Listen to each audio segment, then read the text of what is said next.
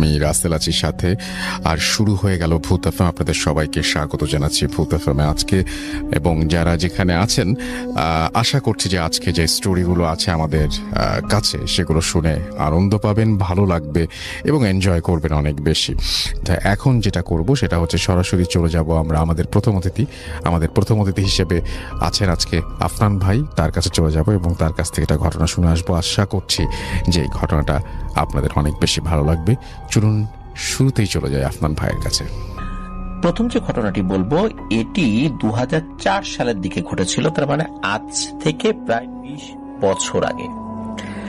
নানা ছিলেন তার মা বাবার একমাত্র সন্তান। নানার মা অর্থাৎ এই নূর হোসেন হৃদয় ভাইয়ের বড় মা, উনিও ছিলেন মা বাবার একমাত্র সন্তান।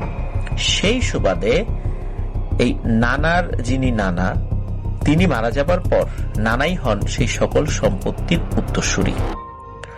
বর্তমান সময়ের মূল্য হিসাব করলে নাকি প্রায় 50 কোটি টাকারও বেশি সম্পত্তির মালিক ছিলেন নানা।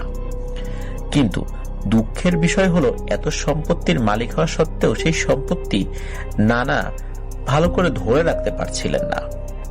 তখনকার সময়ে সব সম্পত্তি সস্তা মূল্যে উনি বিক্রি করলে শখ আহ্লাদ মেটাতে থাকেন আর কি। তো যাই হোক, নানার শখ ছিল কিছু জায়গা বিক্রি করে একটা রাইস মিল স্থাপন করবেন। তো যেই ভাবনা সেই কাজ, বাড়ি থেকে সামান্য কিছু দূরে একটা রাইস মিল স্থাপন করেন এবং সেই রাইস মিলে নিজ গ্রাম ও আশেপাশের গ্রাম থেকেও অনেকে আসতেন ধান থেকে চাল বের করার জন্য। তো সেই ধান ভাঙার কল বা রাইস মিলটা চালাতো এই নূর হোসেন হৃদয় ভাইয়ের বড় মামা। বর্তমানে তিনি অবশ্য ওমান প্রবাসী, ওনার সাথেই থাকেন আর কি। এরপর বড় মামা না চালালে মেজো মামা চালাতেন, তারপর সেজো মামা চালাতেন। এইভাবে তিনজনেই একে একে যখন যেভাবে সময় পেতেন সেভাবেই ওই রাইস মিলটা চালাতেন। আর নানা কি করতেন, ওখানে গিয়ে একটু সময় কাটাতেন আর কি। ওনার কাছে ভালো লাগতো, কারণ উনি অনেক শখ করে এই রাইস মিলটা দিয়েছিলেন। তো ওটাকে কল ঘর বলতেন, মানে মেশিন ঘর, কল ঘর নামেই বেশি পরিচিত ছিল আর কি। তো নানা কিন্তু কখনো কল ঘরে বসে এই মেশিন চালাতেন না, জাস্ট উনি বসতেন, ভালো লাগতো এই আর কি। তো লোকজনের সাথে কথা বলতেন, মজা পেতেন। তো একদিন হয়েছে কি, রাতের বেলা উনি কি একটা কাজে সেই কল ঘরে যান। এরপর শুরু হয় প্রচন্ড বৃষ্টি। তো নানা সেখানে আটকে যান। বৃষ্টি তো থামছেই না। সেই কল ঘরের একটা চৌকি ছিল, সেখানে নানা শুয়ে আরাম করতে থাকেন। এদিকে তার একটা ছোট্ট ডিঙি নৌকা ছিল, একটা পানির একটা পথ পাড়ি দিয়ে আসতে হতো তো এখানে। তো উনি চিন্তা করেছিলেন বৃষ্টি থামলেই চলে যাবেন, কিন্তু বৃষ্টির আর কোনো থামাথামিই নাই। আকাশে ভয়ঙ্কর বজ্রপাতের শব্দ হচ্ছে, বিদ্যুৎ চমকাচ্ছে চারদিকে। বাড়ির সবাই কিন্তু এদিকে নানার জন্য খুব চিন্তিত। এই ঝড় বৃষ্টিতে না জানি কোথায় গিয়ে আটকে পড়ে গেছেন উনি কিন্তু আবার বাসা থেকে আসার সময় বলে আসেন নাই যে উনি কল ঘরে যাচ্ছিলেন। এদিকে বাড়ির সবাই কিন্তু ঘরে ফিরে এসেছে, কিন্তু নানা কিন্তু এখন আসে নাই। এমনিতেই নানা একটু রাত করেই বাড়ি ফেরার অভ্যাস ছিল তার। তো সকালে ভাবছে হয়তোবা কারো দোকানে বসে আছে, ঝড়ের কারণে আটকে গেছে, আসতে পারছে না, ঝড় শেষ হলেই চলে আসবে। আর এইদিকে তো নানা তার কল ঘরেই শুয়ে শুয়ে বৃষ্টি থামার অপেক্ষা করতে লাগলেন। এর মধ্যে কোন ফাঁকে যে নানার ঘুম চলে আসলো না টেরি পেলেন না। রাত প্রায় 2টো কি 3টা হয়ে গেছে। ততক্ষণে বৃষ্টি থেমে গেছে, চারদিকে একদম শুনশান নীরবতা। কিন্তু নানার তো বাড়ি চলে আসার কথা। সাধারণত আমরা কোথাও বৃষ্টির কারণে আটকা পড়লে বা বৃষ্টি থামলে কিংবা বৃষ্টি কমে হালকা ঝিরিঝিরি বৃষ্টি যদি থাকে তখন কিন্তু আমরা বাড়ির দিকে রওনা হই, কিন্তু না, বৃষ্টি থামলো অনেকক্ষণ পর। এদিকে বৃষ্টি থামার পরও অনেকক্ষণ হয়ে গেছে, নানার বাড়িতে আসার কোনো নামই নেই। তখনকার সময় তো মানে 2004 সালের দিকে মোবাইল ফোনের এতটা প্রচলন হয়নি, আর ওটা গ্রামের দিকে, সেখানে তো আরো প্রচলন হয় নাই। শহরে বেশ হয়েছে তখনও, কিন্তু এখনকার মতো প্রত্যন্ত অঞ্চলগুলো তো মোবাইল ফোন ছড়িয়ে পড়েনি। এদিকে ওনারা তো বাড়ি থেকে কোনো খবর নিতে পারছেন না যে আসলে কোথায় গিয়েছেন। এইদিকে এই নূর হোসেন হৃদয় ভাইয়ের মেঝো মামা ছাতা লাইট নিয়ে নানাকে খুঁজতে বের হয়ে গেলেন। তার উদ্দেশ্য হলো হয়তোবা কারো দোকানে বসে আছে, কিংবা হয়তোবা অন্য কোথাও গেছে বা আটকে গেছে। তো এখান থেকে কিভাবে উদ্ধার করা যায় সেটাই ছিল উদ্দেশ্য। তো মামা গিয়ে নানাকে ডেকে বাড়ি নিয়ে আসবেন এই চিন্তা করেছেন, কিন্তু না, এলাকার সকল দোকানপাট বন্ধ, আশ্রয় কেন্দ্র বন্ধ, মসজিদের বারান্দা সহ এদিক ওদিক বহু জায়গায় নানাকে খুঁজে কোথাও মেজো মামা তাকে পেলেন না। কিন্তু তার মাথায় কিন্তু একবারও ওই কল ঘরে গিয়ে খোঁজার কথা মাথায় আসেনি। কি কারণে তার মাথায় আসেনি এটা উনি নিজেও বলতে পারেন না। অথচ সেই কল ঘরের পাশে একটা চায়ের দোকানও ছিল, সেখানে গিয়েও কিন্তু এই মেজো মামা নানাকে খুঁজে আসেন। কিন্তু কেন যে কল ঘরে একটু উঁকি মেরে দেখলেন না এটা উনি নিজেও বলতে পারেন না।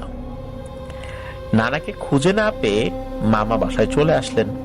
সেদিন পরিবারের কেউ ঘুমায়নি নানার জন্য। সকাল হয় তখন বাজে 6টা কি 7টা হয়ে গেছে আর কি, তখন নানা বাড়ি ফেরেন। নানাকে দেখে সবাই একটু স্বস্তি পান এবং কাল রাত্রে কোথায় ছিল বাসায় না ফেরা নিয়ে নানার মা এবং নানার স্ত্রী মানে নূর হোসেন হৃদয় ভাইয়ের নানি বেশ বকাঝকা করতে থাকেন। পরে নানা যে বিষয়টা বলেন সেটা শুনে সবাই চিন্তিত এবং ভীতও হয়ে যান। নানা তার মাকে বলেন যে, ও মা, তুমি নিজেই তো কাল রাতে আমাকে ডাকার জন্য কল ঘরে গিয়েছিলে, এখন আবার বকাঝকা করছো কেন যে কোথায় ছিলাম না ছিলাম? এ কথা শুনে নানার মা অবাক হন এবং অবাক হয়ে বলেন, যেই বেটা, আমি তোকে কখন ডাকতে গেছিলাম আর তুই কোথায় ছিলি সেটা আমি কিভাবে জানবো? তখন নানা বলেন, তাহলে কাল রাত্রে আমি নিশ্চিত যে আমার কাছে তুমি যাও নাই, তাহলে আমার কাছে কে গিয়েছিল? নানার মা জিজ্ঞেস করেন যে কাল রাতে কি হয়েছিল বলতো? তখন নানা বলেন যে কাল রাতে কোনো একটা কাজে আমি কল ঘরে যাই, হঠাৎ বাড়িতে ফেরার আগেই আচমকা বৃষ্টি শুরু হয়ে যায় এবং ক্রমাগত বৃষ্টি বাড়তেই থাকে, বাড়তে বাড়তে ভয়ঙ্কর রূপ নেয়। আমি সামান্য সময়ের জন্য বিছানায় কাত হতে কখন যে ঘুমিয়ে পড়ি বলতে পারি না। হঠাৎ মাঝ রাতে আমার ঘুম ভাঙে ঠান্ডা কোনো একটা হাতের স্পর্শে। সময়টা ছিল গরমকাল, হয়তো বৃষ্টির কারণে আবহাওয়াটা একটু শীতল ছিল, তবে শীতও না গরমও না, একটা আরামদায়ক আবহাওয়া বিরাজ করছিল।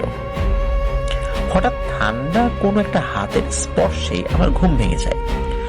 ঘুম ঘুম চোখে দেখি ধবধবে সাদা শাড়ি পরিহিত কেউ একজন আমার শিয়রে বসে আমার মাথায় হাত বোলাচ্ছে। রাতের অন্ধকার এবং ঘুম ঘুম চোখের কারণে চেহারাটা বোঝা যাচ্ছিল না, কিন্তু শরীরের গঠন দেখে মনে হচ্ছে একটা মহিলা অবয়ব। হঠাৎ ডেকে ওঠে আমার নাম ধরে, বাবা ওঠ, তুই এখানে শুয়ে আছিস কেন? বাড়ি চল, আমি তোকে নিতে আসছি। নানা তখন বুঝতে পারেন যে আরে, এটা তো আমার মা। নানা তখন অবস্থায় একটু নড়াচড়া দিয়ে ঘুম ঘুম ভাব আবার ক্লান্তিতে একটু অলসতার সুরে বলে ওঠে, মা তুমি চলে যাও, আমি এখন যাব না। কিন্তু অবয়বটা নানাকে নিয়ে যাওয়ার জন্য টানাটানি শুরু করছে আর বারবার বলে, বাবা ওঠ ওঠ, এখানে কেন ঘুমাবি? তোর বাড়ি থাকতে, বাইরে চল। এসব বলছে, নানার হাত ধরে টেনে নানাকে বসানোর চেষ্টা করছে। হঠাৎ নানার একটু সন্দেহ লাগে, যারে এখন তো এইখানে আমার মায়ের আসার কথা না, এভাবে তো মা আমায় কোনোদিন জোরাজুরি করে ডাকেও না, তাহলে এটা কি? নানা একটু ভয় পেতে লাগলেন, কিন্তু মনে মনে সাহসও রাখলেন। নানার মনে পড়লো যে আচ্ছা, এটা যদি আমার মা নাই হয়, এখানে আশেপাশে তো অনেক লোহালক্কর আছে, জিন ভূতেরা নাকি লোহালক্কর দেখে ভয় পায়। এটা যদি খারাপ কিছু হয় তাহলে এই জিনিসটা এখানে আমার কোনো ক্ষতি করার কথা না, তাই হয়তো বাইরে নিয়ে যাওয়ার জন্য জোরাজোরি করছে। নানা কিন্তু বিষয়টা বুঝে গেলেন, এই কল ঘরে যতক্ষণ তিনি আছেন ততক্ষণ তিনি নিরাপদ, তাই তিনি শক্তভাবে ওই অবয়বটার সাথে কিছুটা ধাক্কাধাক্কি করতে লাগলেন, কারণ ওই অবয়বটা তাকে টেনে বাইরে নিয়ে যাওয়ার চেষ্টা করছিল। এক পর্যায়ে সেই অবয়বটি বলে, আচ্ছা তুই থাক, দেখি কতক্ষণ থাকতে পারিস, আমি বাইরে গেলাম।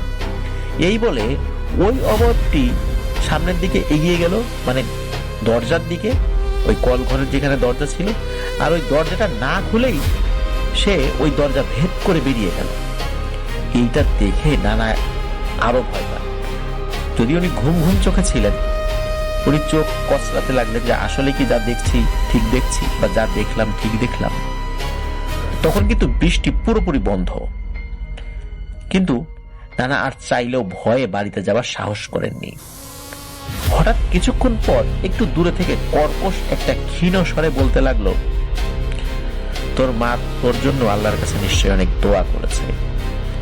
আজকের মতো তোকে আমি ঘর থেকে বের করে আনতে পারলাম না, যদি বের করে আনতে পারতাম একবার, তাহলে দেখতি তোর কি অবস্থা করে ছাড়তাম আমি। এই কথা শুনে নানা ভয়ে আর তার মায়ের কথা ভেবে কান্নাকাটি শুরু করে দেন। ওই সময়ে ওনার মাকে দেখতে অনেক ইচ্ছা করছিল তার, কিন্তু ভয়ে বের হতে পারছেন না উনি। অপেক্ষা করতে করতে একটা সময় ভোর হয়ে যায়, উনিও অপেক্ষা করতে করতে ঘুমিয়ে পড়েছিলেন। তো ঘুম থেকে উঠে উনি বাড়িতে চলে আসেন। এই বিষয়ে বিস্তারিত শুনে নানার মা নানাকে বুকে জড়িয়ে ধরে হাউমাউ করে কান্নাকাটি করতে থাকেন। মা ছেলে একে অপরকে জড়িয়ে কান্নাকাটি করতে লাগলো। নানার মা বলেছিলেন, বাবা তুই তখন বের হোসনি, সবচেয়ে ভালো কাজ করেছিস, নইলে আমার একমাত্র সন্তানকে আজ আমি হারাতাম। ওই রাতের পর থেকে নানা কিন্তু আর কখনো ওই কল ঘরে ঘুমাতেন না। এখন অবশ্য সেই কল ঘরও নাই, সব জায়গায় এখন অটো রাইস মিল হয়ে গেছে। এই কারণে কল ঘরের ওই সমস্ত যন্ত্রপাতি বিক্রি করে দেওয়া হয়েছে আরো আগে। প্রিয় লিসেনার্স, এখন আমরা চলে যাব এই নানার সাথে ঘটে যাওয়া দ্বিতীয় ঘটনায়। নানা কিন্তু পেশায় একজন আমিন ছিলেন, মানে হচ্ছে জমি জমা মাপ ঝোঁক করতেন। সেই সুবাদে কিন্তু বহু দূর দূরান্তেও নানাকে দাওয়াত করে নিয়ে যাওয়া হতো। সবাই নানাকে বড় মাপের একজন ভালো আমিন হিসেবেই জানতেন। আসলে নানার মতো ভালো এবং একজন নিরপেক্ষ আমিন পাওয়া বর্তমান জামানায় কিন্তু খুবই দুরূহ ব্যাপার। এই কারণেই ওই সময় নানার অনেক নাম ডাক ছিল। তো একবার কি হয়েছে, ওনাদের গ্রাম থেকে বেশ কয়েক গ্রাম পেরিয়ে এই নানা গিয়েছিলেন একটা জায়গা পরিমাপের জন্য। আর যে জায়গাগুলো পরিমাপ করা হবে, এই জায়গাটা ছিল বেশ বড়। কয়েকদিন লেগে যাবে কাজটা শেষ করে সবাইকে যার যার দখল বুঝিয়ে দিতে। তো নানা সেইখানে গিয়ে সকলের বক্তব্য শুনে সকল তথ্য প্রমাণের ভিত্তিতে জমি জমা পরিমাপের কাজে লেগে পড়েন। আর যেই বাড়িতে তিনি জায়গা জমি পরিমাপের কাজ করছিলেন, সেই বাড়ির পেছনে একটি খারাপ জায়গা ছিল, মানে ভয়ানক একটি জায়গা ছিল। যে স্থানটির বিষয়ে সেই বাড়ির সবাই জানত, বাড়ির কেউ সেখানে যেত না। এই কারণে স্থানটি ছিল পরিত্যক্ত, আর আগাছা ঝোপঝাড়ে সেই জায়গাটা ছিল এক ভয়ানক অবস্থায়। তো নানার হিসাব মতো ঠিকঠাক ভাবে জায়গা মেপে বুঝিয়ে দিতে হবে। এই ঝোপঝাড়গুলো পরিষ্কার করে ফেলতে হবে, কারণ মাপের ফিতা বা শেকল নিয়ে এর মধ্য দিয়ে যেতে হবে, না হলে লাইন আঁকা বাঁকা হয়ে গেলে পরিমাপে বেশ কম হয়ে যেতে পারে। আর নানা কিন্তু একদম কাটায় কাটায় হিসাব করতেন, মাপঝোঁক তার ছিল খুবই নিখুঁত, এই জন্যই ওনার কিন্তু বেশ সুনাম ছিল। তো নানা যখন সেই ঝোপঝাড় পরিষ্কার করতে বলেন, তখন ওই বাড়ির লোকজন বলে, আচ্ছা থাক, ওইটা বাদ দেন, সেই জায়গার মধ্য দিয়ে গিয়ে মাপতে হবে বলে তেমন কোনো কথা নাই, অন্য সাইড দিয়ে মাপেন, আর এটা না মাপলেও চলবে। কিন্তু আর এক পক্ষ বলে ওঠে, না না না, এটা তো হবে না, ওই জায়গা বাদ যাবে কেন, সমবন্টন করতে হলে ওই জায়গাটাও মাপা প্রয়োজন। আর নানাও সেই ঝোপঝাড় পরিষ্কার করার নির্দেশ দেন। মূলত নানার নির্দেশেই সেই ঝোপঝাড় কেটে পরিষ্কার করতে তারা বাধ্য হন। তো সেই দিনের মতো পরিমাপের কাজ স্থগিত রেখে বাড়ির উদ্দেশ্যে উনি রওনা দেন। ওনার উদ্দেশ্য ছিল যে আজকে তো এটা ঝোপঝাড় পরিষ্কার হয়ে যাবে, তো পরের দিন উনি যাবেন, ওই দিন উনি এটা পরিষ্কার অবস্থায় মাপঝোঁক করবেন আর কি। আর কাজও তো বেশি, এই কারণে নানার কাজ করতেও তো দেরি হবে। উনি চিন্তা করলেন যে আজকে থেকে তো লাভ নাই, কারণ এই পাশ দিয়ে শুরু করতে হবে, মানে ঝোপঝাড়ের পাশটা দিয়ে শুরু করতে হবে, এই জন্য পরে আসে, মানে কালকে আসি। ওনার আসার পথে কিন্তু বাজার পরে, দোকানপাট পরে, নানান পরিচিত লোকজনের সাথে তার দেখা হয়, কথা বলা, আড্ডা দেয়া এইসব করতে করতে ওনার ফিরতে একটু রাত হয়ে যায়, রাত 9টা কি 10টার মতো। আর এই ঘটনাটি কিন্তু আরো আগের, মানে 2004 সালেরও আরো আগের ঘটনা। ওই সময় কিন্তু ওই সাইড দিয়ে এত ইলেকট্রিসিটি ছিল না। তো আবার সকাল 8টার আগেই ওনাকে ওই জায়গায় আবার পৌঁছাতে হবে, বাড়িতে গিয়ে ঘুমাতে হবে। তো উনি যখন ফিরছিলেন তখন কিন্তু আসলে আশেপাশের লোকজন, মানে ঘর বাড়ির লোকজন খুব একটা ইয়ে ছিল না, জেগে ছিল না, ঘুমিয়েই ছিল। তো রাত এরকম 9টা কি 10টা বাজে। নানা পরিচিত বন্ধুদের সাথে গল্প করছিলেন এবং একটা পর্যায়ে তাদেরকে বিদায় দিয়ে একা একা ফিরছিলেন। পথে কিন্তু আর কোনো জনমানবের চিহ্ন দেখা যাচ্ছিল না। নানা এই বিষয়টা নিয়ে তেমন কিছু ভাবেননি। নানার সাথে একটা ছোট্ট টর্চ লাইট ছিল, সেটার আলোতে তিনি সাইকেল চালিয়ে বাড়ির দিকে ফিরছেন। হঠাৎ কিছু দূর আসার পর নানা পেছন দিক থেকে কারো ডাকার আওয়াজ পেয়ে সাইকেল ব্রেক করেন, পেছনের দিকে তাকান, দেখেন গায়ে সাদা আলখেল্লা পরিহিত কে একজন নানাকে উদ্দেশ্য করে বলছেন, আরে ওইদিকে তো রাস্তা বন্ধ, ব্রিজের কাজ চলছে, অন্ধকার আপনি খাদে পড়ে যাবেন, তো নিচ দিয়ে যান, আর সামনে আগাবেন না, দেখেন কি অবস্থা সামনে। এই কথা শুনে নানা একটু অবাকই হলেন। তিনি সামনের দিকে তাকাতেই দেখেন একদম ব্রিজের খাদের কাছাকাছি উনি সাইকেলটা ব্রেক করে দাঁড়িয়েছেন, আর এক হাত এগুলি একদম নিচে পড়ে যেতেন। এটা দেখে নানা একটু ভয় পেলেন আর একটু অবাকও হলেন, কারণ তিনি যেই রাস্তা দিয়ে বাড়ি যাওয়ার পথ ধরেছেন এটা তো সেই রাস্তা না, তিনি আর একটা রাস্তায় চলে এসেছেন। কিন্তু এই রাস্তায় তো তার আসার কথা না। ওনার এত বয়স হয়ে গিয়েছে, উনি তো কখনো রাত বিরেতে চলতে এই ভুলটা করেন নাই, বিশেষ করে এই রাস্তার ক্ষেত্রে। তিনি তো ঠিক পথ দিয়ে রওনা হয়েছেন, তিনি এই দিকে কিভাবে আসলেন? যাই হোক, এসব ভাবতে ভাবতে নানা আরেকবার পিছনের দিকে তাকিয়ে লোকটাকে কিছু জিজ্ঞেস করবেন, কিন্তু তাকিয়ে দেখেন যে পেছনে কেউ নেই। আশেপাশে তাকিয়েও দেখেন চারদিকে ধান ক্ষেত। লোকটা যদি কোনো দিকে যায়ও এত তাড়াতাড়ি তো অদৃশ্য হয়ে যাওয়া সম্ভব নয়। এখন নানা যে লোকটাকে দেখেছেন সেটা কি মনের ভুল নাকি ঠিক, এসব কিছুই মেলাতে পারছেন না। আর মনের ভুল হোক বা যাই হোক, নানা কিন্তু একদম ঠিক জায়গাতেই সাইকেলটা থামিয়ে দিয়েছিলেন ওই লোকটির কথায়। তা না হলে কিন্তু বড় ধরনের বিপদ হয়ে যেত। উনি কিন্তু টর্চ লাইট জ্বালিয়ে আসছিলেন, কিন্তু টর্চের আলোতে এত বড় একটা ভুল নানা চোখে পড়ল না, এটা তো হতে পারে না। তো নানা কিছুতেই হিসাব মিলাতে পারছিলেন না, তবে এতটুকু বুঝতে পারছিলেন যে কেউ একজন ওনাকে সত্যি ডেকেছিল, যাকে উনি স্পষ্ট দেখেছিলেন। তো যাই হোক, নানা 7-5 না ভেবে সাইকেলটা উল্টো দিকে ঘুরিয়ে আবার সঠিক রাস্তা ধরে বাড়ির দিকে আসতে লাগলেন। আর ওই ঘটনার পর থেকে পুরোটা পথ নানার কাছে অস্বাভাবিক লাগছিল, আর নানা শুধু ওই বিষয়টি চিন্তা করছিলেন। আস্তে আস্তে গ্রামের একটি আশ্রয় কেন্দ্র রয়েছে, ওই আশ্রয় কেন্দ্রের কাছে যখন নানা চলে আসলেন, এই আশ্রয় কেন্দ্রটা হচ্ছে একদম 4 রাস্তার মোড়ে। এই 4 রাস্তার মোড়ে রয়েছে আবার একটা বাঁশঝাড়। এই বাঁশঝাড়ের কথা কিন্তু এই নূর হোসেন হৃদয় ভাই ওনার পাঠানো এবং প্রচারিত হওয়া ওনার মেঝো মামার সাথে ঘটে যাওয়া 2 মাথাওয়ালা তাল গাছের অশরীরী গল্পে শেয়ার করেছিলেন। তো এটাই হচ্ছে সেই বাঁশঝাড়। আর এই 4 রাস্তার মোড়টাকে সবাই খারাপ হিসাবে জানতো। সবাই জানতো এই বাঁশঝাড়ে খারাপ জিনদের আস্তানা রয়েছে। সাধারণত সন্ধ্যার পরে কেউ আর এই আশ্রয় কেন্দ্রের ওই দিকটাতে একা একা বা কোনো দরকার ছাড়া যেত না। এখন তো দোকানপাট হয়ে গেছে, সবকিছু উন্নত হয়ে গেছে, এখন আগের মতো নাই। তো সেই বাঁশঝাড়টা যখন নানা পেরিয়ে একটু দূরে চলে আসলেন, তখন নানা অনুভব করলেন পেছন থেকে ঝড় তুফানের মতো শব্দ করে কিছু একটা নানাকে পেছন দিক থেকে খুব জোরে ধাক্কা দিয়ে সাইকেল সহ নিচে ফেলে দিল। তখন তো গ্রীষ্মকাল ছিল, আর রাস্তায় প্রচুর ধুলাবালিও ছিল। আর এই ধুলোবালির মধ্যে পড়ে গিয়ে নানার পুরো শরীর একদম সাদা হয়ে গিয়েছিল। আর নানা মাটিতে পড়ে যাওয়ার সাথে সাথে কিছু একটা বিশাল লোমশ দেহি হবে নানাকে উপর করে নানার পিঠের উপরে চেপে বসে, এবং নানার মুখ রাস্তার ধুলোর স্তূপে চেপে ধরে রাখে। ধুলোবালির মধ্যে নানার নিঃশ্বাস নিতে প্রচন্ড কষ্ট হচ্ছিল। আর ওই অশরীরই নানার পিঠের উপর চেপে বসে নানাকে ভাঙা ভাঙা কর্কশ গলায় রাগান্বিত কণ্ঠে বলতে লাগলো, কেন কেন তুই আমাদের বাসস্থান নষ্ট করার নির্দেশ দিলি? তোর এত বড় সাহস হয় কি করে? এইভাবে হিংস্র স্বরে নানাকে হুঙ্কার দিতে দিতে নানার মাথাকে আরো ঠনঠনে মাটির মধ্যে একদম ঘিরে ফেলার চেষ্টা করছে। নানা কিন্তু বুঝতে পারেন ব্যাপারটা। এখন উনি মুখ খুলে দোয়া দুরুদ পড়তে পারছেন না, কিন্তু মনে মনে আল্লাহকে স্মরণ করছেন। আসলে আল্লাহকে স্মরণ করার জন্য কিন্তু সবসময় যে মুখের ব্যবহার করতে হবে তা কিন্তু নয়।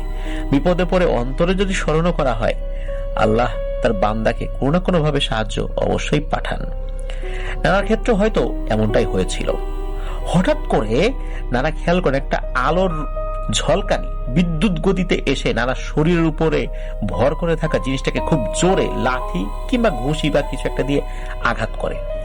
সাথে সাথে ওই জিনিসটা বিকট একটা শব্দ করে কোথায় যেন উধাও হয়ে যায়। এই জিনিসটা হওয়ার পর নানা সাময়িকভাবে সেন্সলেস হন, কিন্তু অল্প সময় পরেই নানা সেন্স ফেরত আসে। তখন উনি চারদিকে কিছুই দেখতে পান না, সবকিছু স্বাভাবিক, অন্ধকার। আর ওই অবস্থাতেই নানা উঠে বাড়িতে চলে আসেন। অন্ধকারে নানা সাইকেল বা টর্চ কোথাও খুঁজে পাননি, আর উনি আতঙ্কিত ছিলেন, এসব খোঁজার প্রয়োজনও বোধ করেননি। ওনার বাড়িটা কাছেই ছিল। তো বাড়িতে ফেরার পর বাড়ির সবাই নানার শরীরে ধুলোবালি মাখামাখি দেখে আতঙ্কিত হয়ে জানতে চাইল কি অবস্থা, কি হয়েছে, কারা করেছে এই কাজ। তো নানা বলেন, আগে আমাকে গোসল করার ব্যবস্থা করো, পরে সব বলছি। নানা কিন্তু তখনও ভয়ে কাঁপাকাঁপি করছিলেন। এরপর নানাকে গোসল করিয়ে খাওয়া দাওয়া করানো সব শেষ হলে আবার তাকে জিজ্ঞেস করা হয় যে কি হয়েছে। তখন নানা পুরো ঘটনা বাড়ির সবাইকে খুলে বলেন। ঘটনা শুনে তখন সবাই খুব ভয় পায়। নানার মা তো নানাকে বুকে ধরিয়ে কান্নাকাটি করে দেয়। উনি বলেন যে বাবা, আজ আল্লাহ তোকে বড় বাঁচিয়ে দিয়েছেন। নানার মা অর্থাৎ এই নূর হোসেন হৃদয় ভাইয়ের বড় আম্মা আল্লাহর কাছে হাত তুলে নানার জন্য দোয়া করতে লাগলেন। আর নানার মা অর্থাৎ নূর হোসেন হৃদয় ভাইয়ের বড় আম্মা উনি একটু আন্দাজ করে বললেন, যে তোর উপকার করেছে সে নিশ্চয়ই কোনো ভালো জিন হবে, আর হতেও পারে সেটা আমার মামার অনুগত কোনো রক্ষাকারী জিন, যারা আমাদের বাড়িটাকে পাহারা দেয়। আসলে সেই অনুগত রক্ষাকারী জিনের ব্যাপারটা কি, এটি আমরা পরে জানবো। নূর হোসেন হৃদয় ভাই বলেছেন যে এটি আমাদেরকে উনি পরে সময় করে লিখে পাঠাবেন। তো এখন যাব এই নানার তৃতীয় ঘটনাতে। নানার একজন বিশ্বস্ত প্রিয় বন্ধু ছিলেন, তার নাম হচ্ছে গোপাল। লোকটা হিন্দু ছিল। তো ওনাদের গ্রাম থেকে পূর্ব পাশের কয়েক গ্রাম পর একটা হিন্দু পাড়া রয়েছে। সেই হিন্দু পাড়াতে কোনো মাপঝোঁক কিংবা অন্য কোনো কাজে গেলে নানা সেখানে সেই গোপাল নামের বন্ধু আরো কয়েকজন বন্ধু মিলে বেশ আড্ডা দিতেন। তো নানা খুব সরল মন মানসিকতা হওয়ার কারণে উনি কিন্তু ধর্ম বর্ণ এগুলোর পার্থক্য করে চলতেন না, যেটা স্বাভাবিকভাবে হওয়া উচিত। সকল মানুষের মধ্যে একটা সম্প্রীতি ভাব আমাদের মধ্যে থাকা উচিত। তো নানাও এমনটা ছিলেন।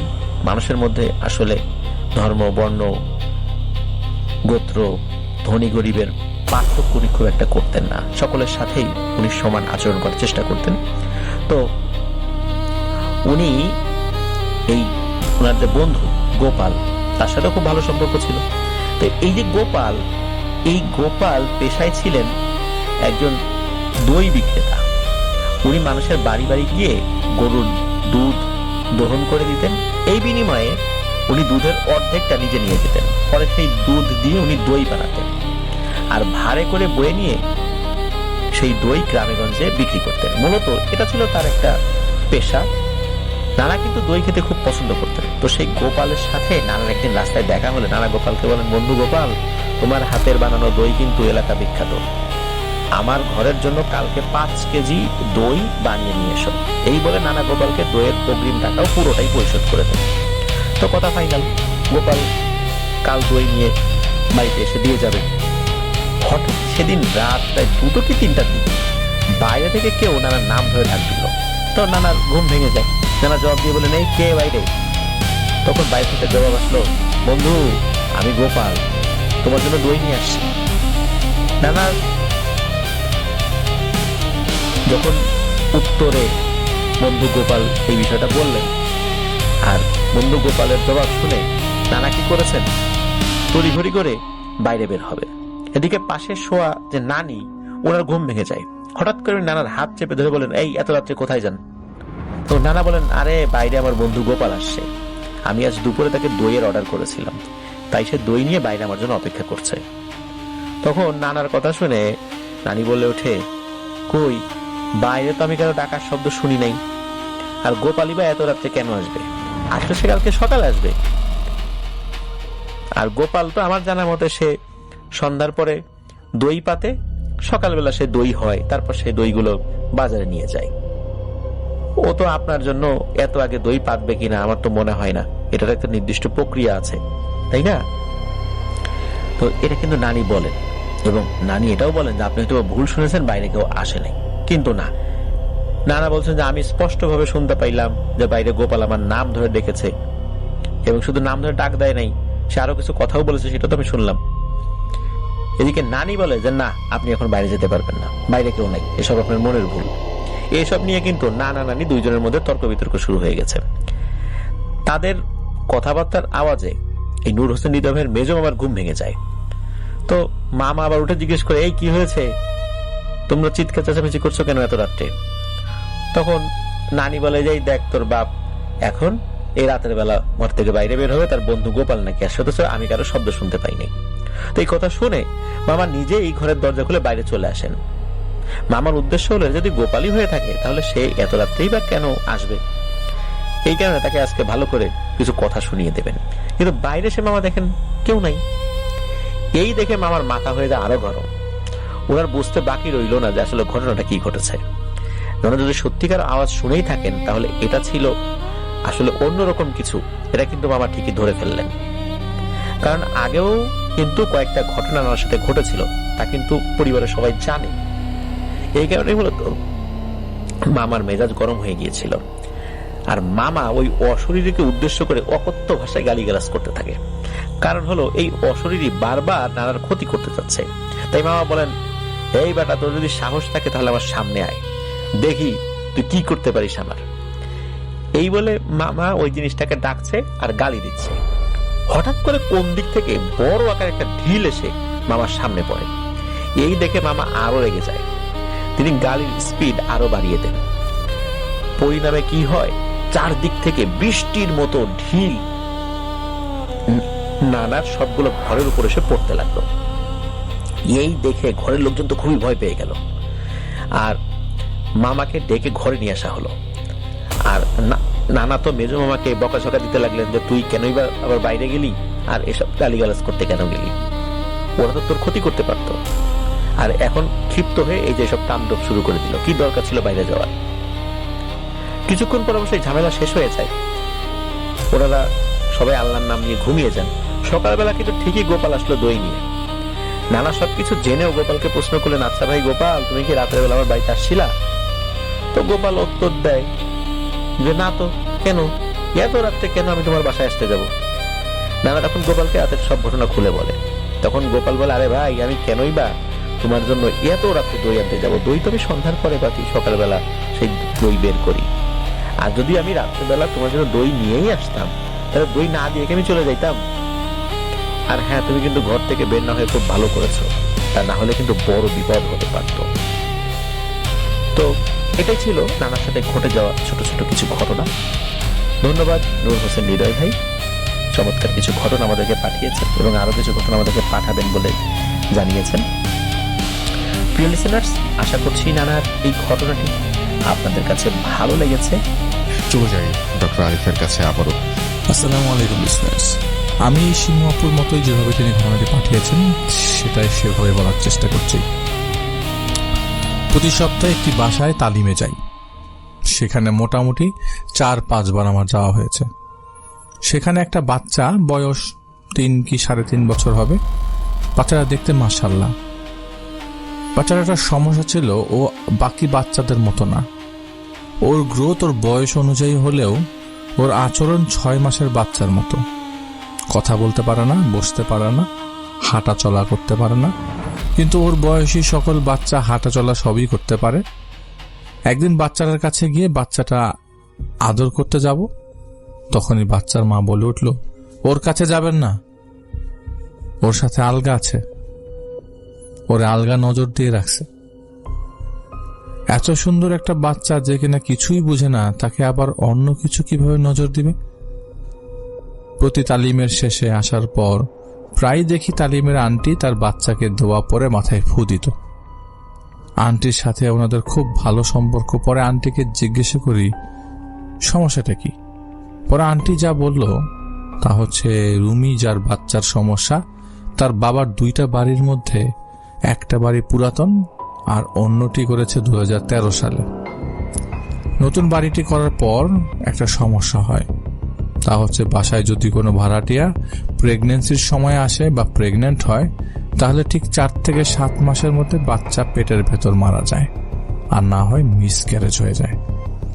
এর মধ্যে যদি বাচ্চা কনসিভ করে তাহলে 2-3 মাসের মধ্যেই মিসক্যারেজ হয়ে যাবে, এবং যদি কেউ প্রেগন্যান্সি অবস্থায় আসবে তাহলে 6-7 মাসের মধ্যেই বাচ্চা পেটের ভেতরেই মারা যায়। বাসায় যাতে এমন সমস্যা না হয় সেই জন্য তার আম্মা আশুলিয়া একজন মহিলা কবিরাজের কাছে পর্যন্ত যায়, যিনি নাকি 20 টাকার বিনিময়ে পানি দেখে বলে দিতে পারেন কার কি সমস্যা। এর সমাধানও নাকি সেই পানির মধ্যে দেখতে পেতেন। সেই কবিরাজ তাকে কালো জিরা পরা দিল এবং সারা বাড়িতে ঘরে ছিটিয়ে দিতে বলল, এবং কয়েকটা তাবিজ দেয় বাড়িতে ঢোকার গেটগুলোতে, সেখানে পুঁতে দিতে হবে, তাহলে নাকি আর সমস্যা হবে না। তো কবিরাজ যেভাবে বলে দিয়েছে তিনিও সেভাবে কাজগুলো করেছেন, কিন্তু কোনো কিছুই হয়নি। বরং তার আম্মা এবং আব্বা দুজনেরই একসাথে একটা সমস্যা দেখা দেয়, তা হচ্ছে তারা যখন গভীর ঘুমে থাকে তখন বুকের মধ্যে একটা অস্বাভাবিক চাপ তারা অনুভব করে।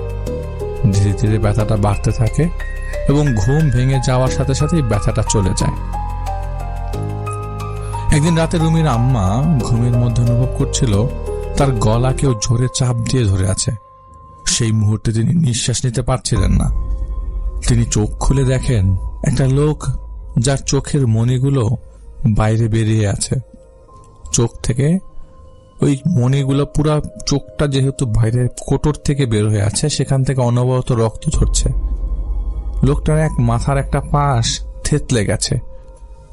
ভয়ে তার বুকে ব্যথা শুরু হয়ে যায়। এর মধ্যে কোনো কারণে রুমির আব্বার ঘুম ভেঙে যায়। তিনি দেখেন তার স্ত্রীর জিভ বের হয়ে গেছে এবং মুরগি জবাই করে যেরকম ছটফট করে একটি মানুষ, অথবা মৃগী রোগীরা যেমন ছটফট করে তেমন গড়াগড়ি করছে। পরে তাকে ডাক দিয়ে ওঠানোর চেষ্টা করে তিনি ইশারায় বুঝাচ্ছেন তার বুকে অনেক ব্যথা।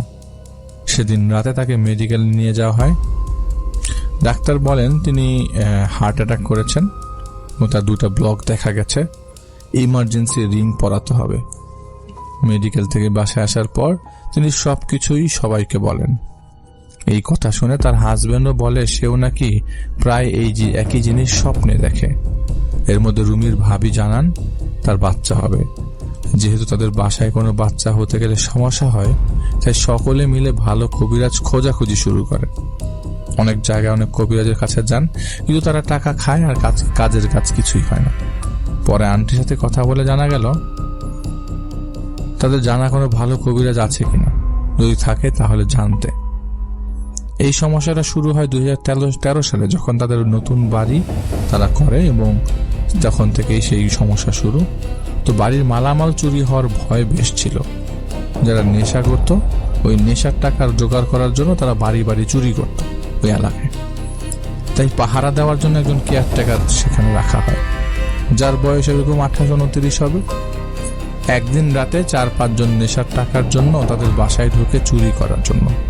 চুরি করার সময় সেই কেয়ারটেকার দেখে ফেলে, বাধা দিতে গেলে তাকে বেদম মারে, এবং সে যাতে তাদের হামলা করে মারতে না পারে সেজন্য তার হাত দুটো এবং মুখ তারা বেঁধে ফেলে, যাতে চিৎকার করে লোকজন জড়ো করতে না পারে। তো তারা প্রথমে তার চোখগুলো উপড়ে নেয়। ব্যথায় তিনি চিৎকার করতে চাইলেও চিৎকার দিতে পারে না, গোঙানির মতো শব্দ করে যাচ্ছিল, এবং গোঙানি থামানোর জন্য তারা ইট দিয়ে তার মাথায় অনবরত ভারী মারতে থাকে। মাথাটা থেতলে কিছু জিনিস, তখন তারা যখন মাথাটা থেতলে ফেলে লোকটা অচেতন অবস্থায় হয়ে যায়, তখন তারা কিছু জিনিস চুরি করে পালিয়ে যায়। ভোরের দিকে রুমির আব্বা নামাজের জন্য উঠে কেয়ারটেকারকে ডাকার জন্য, তো দেখে যে গেট নক করছে কিন্তু কোনো খুলছে না। তো যখন কেয়ারটেকারকে তার রুম থেকে ডেকে আনতে পারছিল না, তখন সে একটু সামনের দিকে যায়, বাড়ির একটা পাশে যায়, ডাকতে ডাকতে তো গিয়ে দেখেন সেখানে কেয়ারটেকারের অবস্থা অবাক করুন। তার কাছে যায়, মুখে হালকা স্পষ্টভাবে শুনতে পায় পানি পানি পানি। অবস্থা তো খারাপ, কিন্তু ভয়ে তিনি সেই পানি দেওয়ার সাহস পায়নি।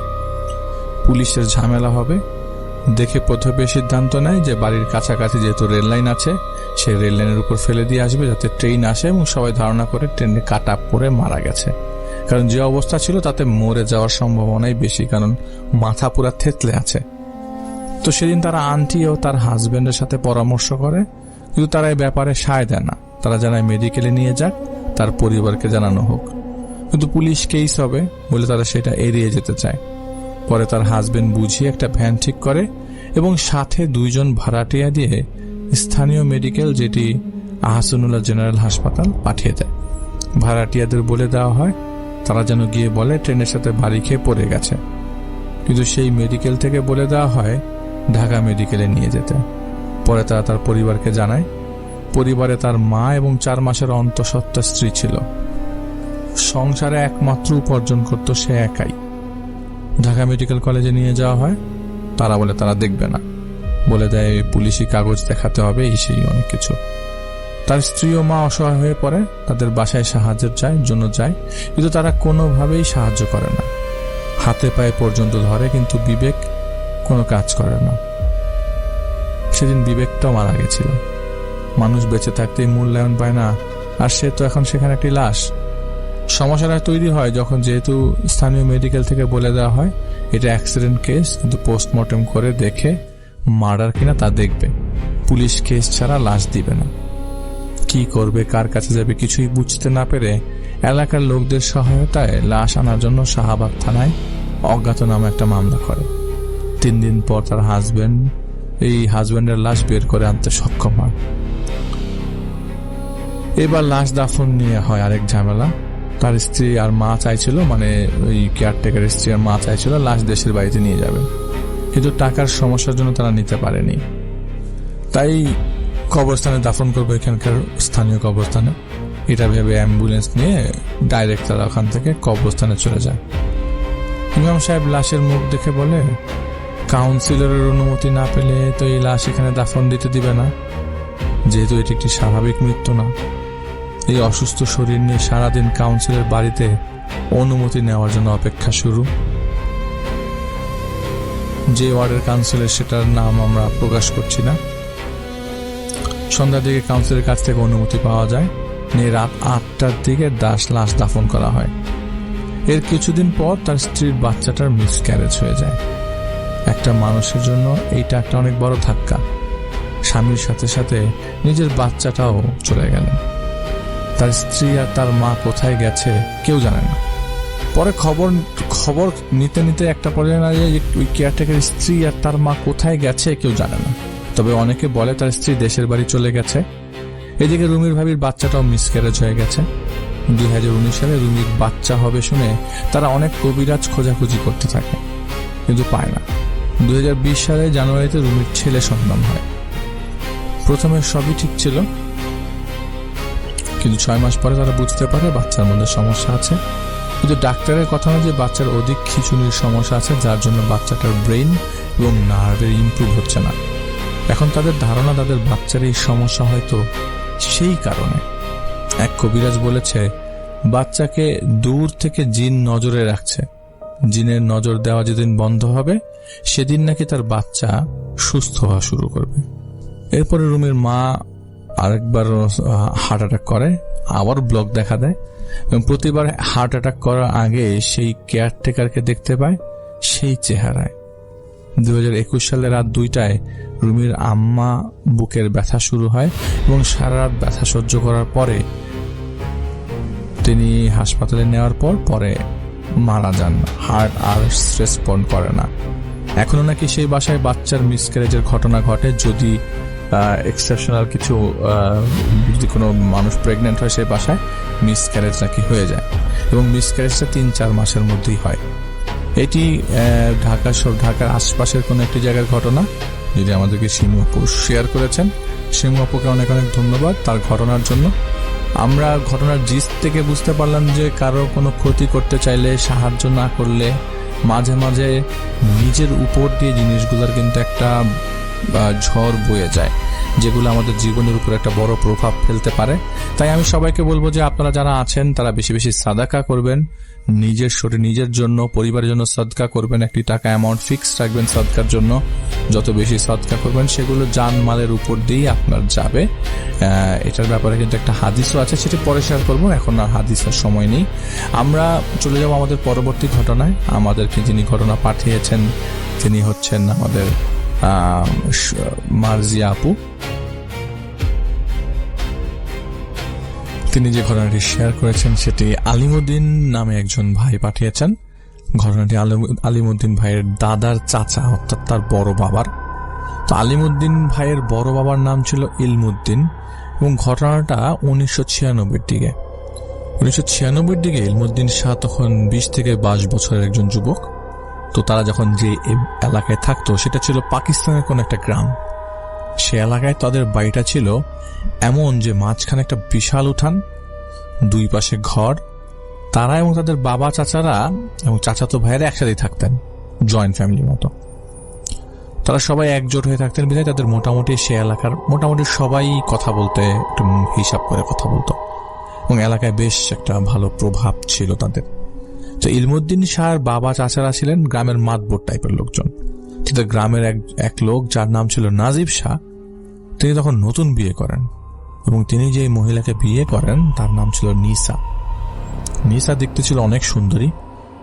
তো বলা বাহুল্য যে নিসার চোখ ছিল অসম্ভব সুন্দর। তিনি পর্দা করলো, তার চোখ দেখে মায়ায় পড়েনি এমন লোক সেই গ্রামে ছিল না বললেই চলে। তার কথাবার্তাও ছিল অসম্ভব সুন্দর। তো বখাটে টাইপের হওয়াতে ইলমুদ্দিন এবং তার চাচাতো ভাইদের নজর পড়ে যায় সেই মহিলার দিকে এবং তারা বিভিন্নভাবে চেষ্টা করে সেই মহিলার সান্নিধ্যে যাবার। কিন্তু মহিলা ছিলেন খুবই স্বামী ভক্ত এবং সৎ একজন মহিলা, তাই তিনি তাদের কখনোই প্রশ্রয় দিতেন না। তবুও তারা নিসাকে বিরক্ত করেই চলছিল।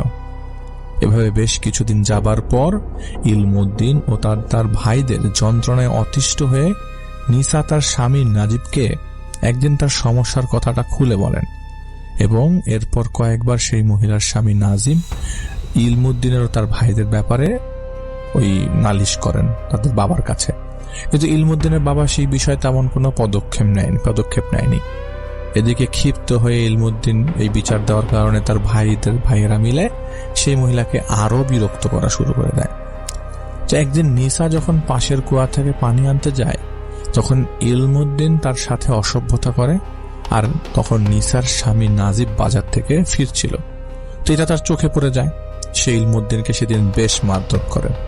যেহেতু ইলমুদ্দিন তখন একাই ছিল তাই তাকে নাজিব বেশ মার খেয়ে ইলমুদ্দিন বাড়ি ফিরে যায় এবং তার বাবাকে বলেন যে নিসা এবং নাজিব তাকে তাদের বাড়িতে ডেকে নেয় এবং যেহেতু নাজিব ছিল অসচ্ছল তাই তার স্ত্রী ইলমুদ্দিনকে বাড়িতে ডেকে কুপ্রস্তাব দিয়েছে।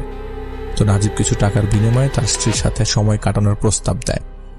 ইলমুদ্দিন আরো বলেন যে সাক্ষীও আছে, এই সাক্ষী হচ্ছেন তার চাচাতো ভাইয়ের। তো ইলমুদ্দিনের এসব কথা শোনার পর তার বাবা নাজিবকে ডেকে গ্রাম্য সালিশ বসায় এবং সেই সালিশে নাজিব ও তার পরিবারকে পুরো গ্রামের সামনে বেশ অপমান করা হয় এবং এক ঘর করে দেওয়া হয়। এরপর নাজিব সে অপমান সহ্য করতে না পেরে সেই রাতেই গলায় ফাঁসি দিয়ে আত্মহত্যা করে। তো নাজিবের মৃত্যুর পরে যেটা আরেকটা ঘটনা ঘটে যায় যে তার মা ওই সে অসুখটা সহ্য করতে পারে নাই, না করার কারণে তার মাও 2 দিন পর মারা যায়। যেদিকে নাজিবের স্ত্রী নিসা স্বামী এবং শাশুড়িকে হারিয়ে অসহায় হয়ে পড়ে কারণ তারা তো তাদের উপার্জনের একমাত্র মানুষ ছিল নাজিব। তাছাড়া নিসা তখন 4 মাসের গর্ভবতী, কিভাবে কি করবেন কিভাবে গোছাবেন সেটা বুঝতে পারছিলেন না। আর তাছাড়া নিসার পরিবারের অবস্থাও খুব একটা ভালো ছিল না, খারাপই ছিল। তিনি তার বাবার বাড়িতে ফিরবেন সেটাও পারছিলেন না। তিনি ভেবেছিলেন যখন তার ডেলিভারি ঘনিয়ে আসবে তখন তিনি বাবার বাড়িতে যাবেন, কিন্তু এই সময়টা তো তার চলতে হবে। তাই নিসা যেহেতু একা এবং এই গ্রামে তাকে এক ঘরে করে দেওয়া হয়েছে, তাই নিসা গ্রামের বাড়িতে বাইরে গিয়ে অন্য মানুষের কাজ করে কিছু টাকা আয় করতেন এবং সেটা দিয়েই তিনি চলতেন আর কি, তার চলে যেত। তেমন করেই বেশ কয়েকদিন চলছিল। প্রায় মাস 3 পর ইলমুদ্দিন তার চাচাতো ভাইয়েরা চুপ থাকলেও আবারও সুযোগ খুঁজতে থাকে। তো ইলমুদ্দিনের চাচাতো ভাইয়েরা ইলমুদ্দিনকে বলে, দেখো যা হওয়ার হয়ে গেছে, যেহেতু মেয়েটা গর্ভবতী, তাকে আর বিরক্ত না করি আমরা, ওকে আমরা ছেড়ে দিই। কিন্তু ইলমুদ্দিন সে কথা আসলে রাজি হয় না, কারণ নাজিব তাকে মেরেছিল, সেই ক্রোধটা তিনি এখন নিসার উপর নিবে। সে তো ক্ষুব্ধ একদম, তার মানে প্রতিশোধটা তখনও শেষ হয়নি। তাই একদিন দুপুরে ইলমুদ্দিন নিসার বাড়িতে যায় এবং দেখতে পায় নিসা বাড়িতে নেই। তো তখন ইলমুদ্দিন নিসার বাড়িতে বাইরে আড়াল থেকে অপেক্ষা করতে থাকে কখন আসবে। তো যখন সন্ধ্যা হয় তখন সে দেখতে পায় নিসা তার বাড়ির দিকে আসছে। সেদিনের পর থেকে ইলমুদ্দিন আরো 2 দিন নিসার উপর নজর রাখা শুরু করে এবং তারা দেখে নিসা ভোরবেলা বাড়ি থেকে বেরিয়ে যায় এবং সন্ধ্যার পর ফিরে আসে। তো এইভাবে 2 দিন দেখার পর যখন ইলমুদ্দিন বুঝতে পারে যে নিসা কাজ করে ভালোভাবে দিন যাপন করছিল, তখন তার মাথায় দুষ্ট বুদ্ধি আটে। সে তার বাবা, চাচা এবং ভাইদের সহ নিসার বিরুদ্ধে সালিশ বসায় এবং তাকে দুশ্চরিত্র বলে অভিযোগ করে। এটা তাদের প্ল্যান যে আসলে যেভাবেই হোক তাকে তারা এই গ্রাম থেকে বিতাড়িত করবে, নাহলে একটা জিনিস করাতে বাধ্য করবে এবং শাস্তি হিসেবে তাকে জীবিত কবর দেওয়ার সিদ্ধান্ত নেওয়া হয় সালিশে। যেহেতু সেই গ্রামে তারা প্রভাবশালী ছিল, তাই কেউ সেদিন এই সিদ্ধান্তের উপর কোনো কথা বলেনি। সেদিন রাতেই ইলমুদ্দিন ও তার পরিবার লোকজন মিলে তাদের কবরস্থান থেকে কিছুটা দূরে 7 মাসের গর্ভবতী নিসাকে সন্তান সহ জীবিত মাটি চাপা দেয়। আর এই সব কিছুর নেতৃত্ব দিয়েছিল সেই ইলমুদ্দিন। তো যাই হোক, এভাবে দিন গড়াতে থাকে, কেটে যায় প্রায় বছর খানেক। এদিকে প্রায় 2 বছর পর ইলমুদ্দিনের বড় বোন ইনায়া এবং তার স্বামী আশফাক তাদের বাড়িতে আসে। তো ইনায়া ছিল 6 মাসের গর্ভবতী। সারাদিন ইনায়া মা, ভাই বোন, আত্মীয়দের সাথে সময় কাটাচ্ছিল। সন্ধ্যা গড়িয়ে এলে ইনায়া তাদের বাড়ির উঠানে বসে সবার সাথে কথা বলছিল, গল্প করছিল। গল্প করার এক পর্যায়ে হঠাৎ ইনায়ার চোখ যায় তাদের বাড়ির এক কোণে থাকা ডালিম গাছের দিকে। সে কোনো কথা না বলে সবার মাঝখান থেকে উঠে সেই ডালিম গাছের কাছে চলে যায়। ইনায়ার মনে হচ্ছিল তাকে কেউ সেদিকে ডাকছে। সে গাছের কাছে যায়, তারপর গাছ থেকে অপরিপক্ক একটা ডালিম ছিঁড়ে হাতে নেয় এবং সেটার দিকে অপলক দৃষ্টিতে তাকিয়ে থাকে। তো বেশ কিছুক্ষণ পর তার এক চাচি বিষয়টা খেয়াল করেন এবং তিনি ইনায়াকে ডাকতে থাকেন। ইনায়া তার কোনো কথায় কোনো ধরনের সায় দেয় না এবং সেই হাতের ডালিমের দিকেই তাকিয়ে থাকে সে। এরপর সেই চাচি উঠে গিয়ে ইনায়ের কাঁধে হাত দিয়ে তাকে ডাক দিয়ে দিতে ইনায়া তখন হুঁশে ফিরে আসে। হুঁশে ফিরে আসার পরই সে বেহুশ হয়ে যায়। সাথে সাথে সবাই দৌড়ে আসে, ইনায়াকে ধরাধরি করে ঘরে নিয়ে গিয়ে মাথায় পানি ঢালতে থাকে। কিছুক্ষণ পর ইনায়ার হুঁশ ফিরে। এর মধ্যে তার বাবা একজন হেকিম ডেকে নিয়ে আসেন। যেহেতু ঘটনাটা অনেকদিন আগের, তখন ডাক্তারের এত ছড়াছড়ি ছিল না।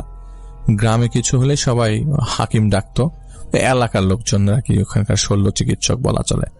তো যাই হোক, সেই চিকিৎসক আজ সাহেব আসেন, ইনায়াকে দেখে বলেন যে মাতৃত্বকালীন সময় এরকম হতে পারে, শরীরে হয়তো কোনো কারণে দুর্বল ছিল। তো তিনি কিছু খাবার সাজেস্ট করেন এবং গাছগাছাড়ার তৈরি কিছু ওষুধ দিয়ে, কিছু বনজ ওষুধ দিয়ে চলে যান। এরই মধ্যে রাত গভীর হয়ে যায়। গভীরভাবে সে ঘুমাচ্ছিল। হঠাৎ ইনায়ার স্বামী আশফাকের ঘুম ভেঙে যায়। তিনি লাফিয়ে ওঠেন ঘুম থেকে। উঠে দেখতে পান ইনায়ার তার পাশে নেই। তখন তিনি সবাইকে ডাকেন চিৎকার করে, বলেন ইনায়া তাদের কবরস্থানের দিকে গেছে। সবাই মিলে বের হয় ইনায়াকে খুঁজতে। যখন তারা কবরস্থানের দিকে যায়, সেখানে তারা ইনায়াকে দেখতে পায় না। এরপর তারা আশেপাশে খুঁজতে লাগে। তো খুঁজতে খুঁজতে একটু সামনে গিয়ে তারা দেখে ওই যেখানে নিসাকে জ্যান্ত কবর দেওয়া হয়েছিল, ঠিক সেই কবরের ভেতর বুক সমান মাটিতে ডেবে ইনায়া অজ্ঞান হয়ে পড়ে আছে। সবাই মিলে মাটি সরিয়ে ইনায়াকে গর্ত থেকে তুলে বাড়িতে নিয়ে আসে।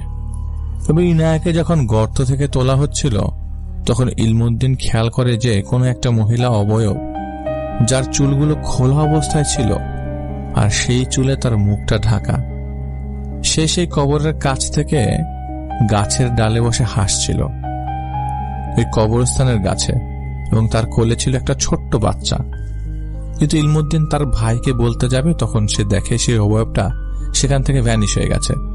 তাই সে তা কাউকে আর কিছু বলতে পারে নাই। আর যেহেতু ইনায়ার সারা শরীরে মাটি লেগেছিল, তারা একটু বিজি হয়ে যায়, তাকে মাটি টাটি সরানো নিয়ে। বাড়ি টানার পর তার মা চাচিরা মিলে তাকে গোসল দেয়। ইনার তখনও হুঁশ ফেরেনি। আর এরই মধ্যে ইলমুদ্দিনের বাবা তাদের এলাকার একজন মৌলভী সাহেবকে ডেকে নিয়ে আসেন। মৌলভী সাহেব এসে তদবির করার পর ভোরবেলা ইনায়ের হুঁশ ফেরে, এবং মৌলভী যখন ইনায়াকে জিজ্ঞাসা করেন ইনায়া কিভাবে সেখানে গেল, তখন ইনায়া বলেন সে ঘুমাচ্ছিল। হঠাৎ করে সে একটা ছোট্ট বাচ্চার কান্নার আওয়াজ পায় এবং সে ঘুম থেকে উঠে পড়ে এবং বাচ্চার কান্নার আওয়াজ কোথা থেকে আসছে সেটা খুঁজতে থাকে।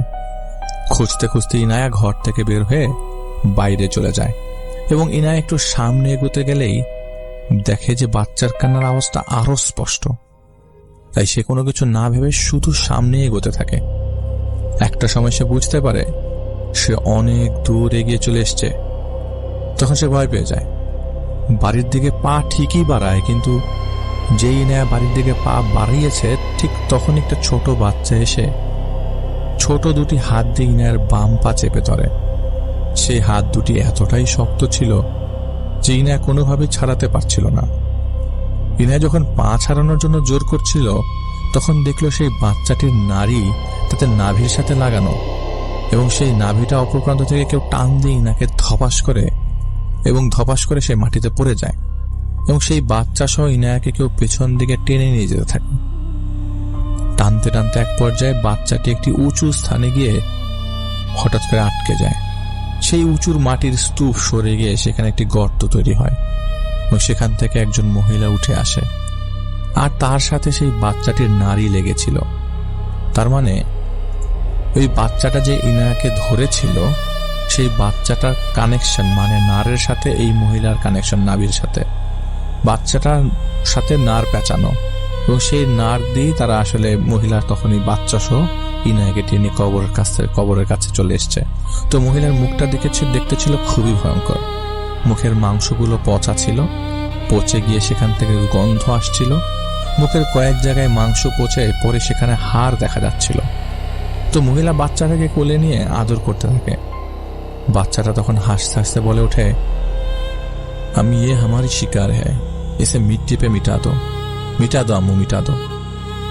বলছে যে আম্মু আমাদের শিকার, ওকে মাটিতে মিশিয়ে দাও। তো ইনায়া কিছু বোঝার আগেই সে মহিলা ইনাকে একটা লাথি মেরে মহিলা যে গর্ত থেকে উঠে এসেছিল সেখানে ফেলে দেয় এবং পা দিয়ে সেই গর্তে মাটি ফেলতে থাকে আর হাসতে থাকে। ইনায়া দুই হাতে সর্বশক্তি দিয়ে উঠে আসার চেষ্টা করতে থাকে, কিন্তু কিছুতেই উঠতে পারে না। এদিকে মাটি প্রায় তার বুক সমান হয়ে গেছে। তখনই ইনায়ার কানে তার স্বামী আশফাকের কণ্ঠ ভেসে আসে। এরপর ইনায়ার আর কিছু মনে ছিল না। তখন মৌলভী সাহেব আশফাককে জিজ্ঞেস করেন যে সে কিভাবে জানলো যে ইনায়া কোথায় আছে। তখন আশফাক জানায় সে ইনায়ার পাশেই ঘুমাচ্ছিল। তো ঘুমের মধ্যেই আশফাক স্বপ্নে দেখে ইনায়া তার পাশে ঘুমাচ্ছে। কোথা থেকে যেন একটা ছোট্ট বাচ্চা উঠে এসে ইনায়ার পেটের উপরে বসে। ইনায়ার পেটের ভেতর খামচে খামচে মাটি বের করে আনছিল। আশফাক তখন সেই বাচ্চাটাকে থামানোর জন্য বসতেই ঘরের মাঝখানে দেখে একটা 3টা গর্ত খোঁড়া। তো আশফাক স্বপ্নের মধ্যেই দেখতে পায় একজন ভয়ঙ্কর চেহারার মহিলা, ঠিক ইনায়া যেমন বর্ণনা দিয়েছে তেমন। সে ইলমুদ্দিনকে টেনে হিচড়ে নিয়ে আসে এবং সেই 3টি গর্তের ঠিক মাঝখানের গর্তে তাকে ফেলে দেয়। তার পেট থেকে নাড়ি ভুড়ি টেনে টেনে বের করে নিয়ে আসে, এনে সে পাশে রেখে দেয় এবং মাটি চাপা দেয়। আশফাক তাকে বাঁচানোর চেষ্টা করতে যাবে, তখন সে বুঝতে পারে তার হাত পা অবশ হয়ে গেছে, একদম অবশ। সে বিন্দু মাত্র নড়তে পারছিল না। তো আশফাকের দৃষ্টি এক দৃষ্টিতে তাকিয়ে আছে। এবার সেই মহিলা ইলমুদ্দিনকে মাটি চাপা দিয়ে ঘর থেকে বেরিয়ে যায়। কিছুক্ষণ পরেই ফিরে আসে তার শ্বশুর, এবং সে শ্বশুরকে টানতে টানতে তার শ্বশুর 2 হাতে সেই মহিলাকে কাকুতি মিনতি করছিল, আমাকে মাফ করে দাও। কিন্তু সেই মহিলা ইলমুদ্দিনের মতো তাকেও তার বাম পাশের গর্তে ফেলে মাটি চাপা দিয়ে দেয়। এরপর ধীরে ধীরে ইনায়াকে দিকে আসতে থাকে।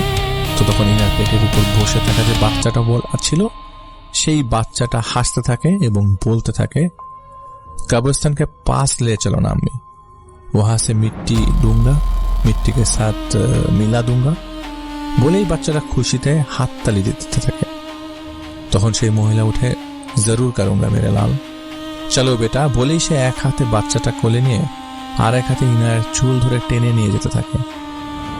যেতে যেতে যখন তারা ইনায়াকে কবরস্থান পর্যন্ত নিয়ে যায়, তখন আশফাকের ঘুম ভেঙে যায় এবং সে দেখে ইনায়া বিছানায় নেই। তো তারপর সেই স্বপ্ন অনুযায়ী সবাইকে নিয়ে সেখানে গেলে ইনায়াকে সে অবস্থায় পায়।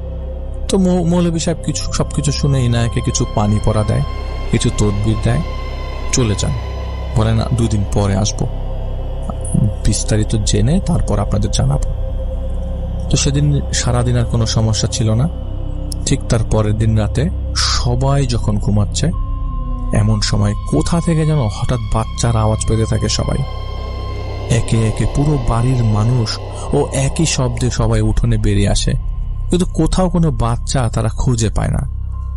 হঠাৎ করে ইনায়ের পেটে প্রচন্ড ব্যথা শুরু হয়ে যায়, সেই সাথে রক্তক্ষরণ। বাড়ির সবাই এবং আশফাক ইনায়াকে নিয়ে হাকিমের কাছে যায়, কিন্তু সেখানে নেবার কিছুক্ষণের মধ্যেই ইনায়া মারা যায়। এদিকে ইলমুদ্দিন আর তার বাবা মিসিং, সেটা কেউ খেয়াল করেনি। ইনায়ার লাশ নিয়ে বাড়িতে আসার পর সবাই বুঝতে পারে যে এত কিছু যে ঘটল, এতক্ষণ ইলমুদ্দিন ও তার বাবাকে তো কোথাও দেখা যায়নি। তখন ভোর হতে শুরু করেছে, আশেপাশে মসজিদে আজান পড়ে গেছে, বেলা বাড়ছিল। যেহেতু ইনায়ের দাফন করতে হবে, সেজন্য অনেক কাজ আছে। সবাই তাই ইলমুদ্দিন ও তার বাবাকে খোঁজ করতে লাগলো, কিন্তু আসলে তাদের কোথাও খুঁজে পাওয়া যাচ্ছিল না। এমন অবস্থায় ইনায়ের গোসল শেষ করানোর জন্য আশফাক ও বাড়ির অন্যরা কবর খুঁজতে থাকে। তো কবরস্থানের দিকে যখন যায়, তখন তারা দেখতে পায় কবরস্থানের বাইরে ঠিক ওই জায়গাটায় যেখানে নিসাকে কবর দেওয়া হয়েছিল, সেখানে ইনায়াকে পাওয়া গিয়েছিল। সেখানে একসাথে ইলমুদ্দিন ও তার বাবাকে কেউ পুঁতে রেখেছে। সবাই যখন কাছে যায়, তারা দেখতে পায় দুজনই মৃত। তাছাড়া ইলমুদ্দিন ও তার বাবার পুরো মুখে এবং ঘাড়ে কুকুর শিয়ালের কামড়ে যেরকম দাগ থাকে, ঠিক সেরকম দাগ। কয়েক জায়গার মাংস সেখান থেকে হয়তোবা কুকুর শিয়ালরা যদি কামড়ে থাকে তারা খুবলে নিয়ে গেছে।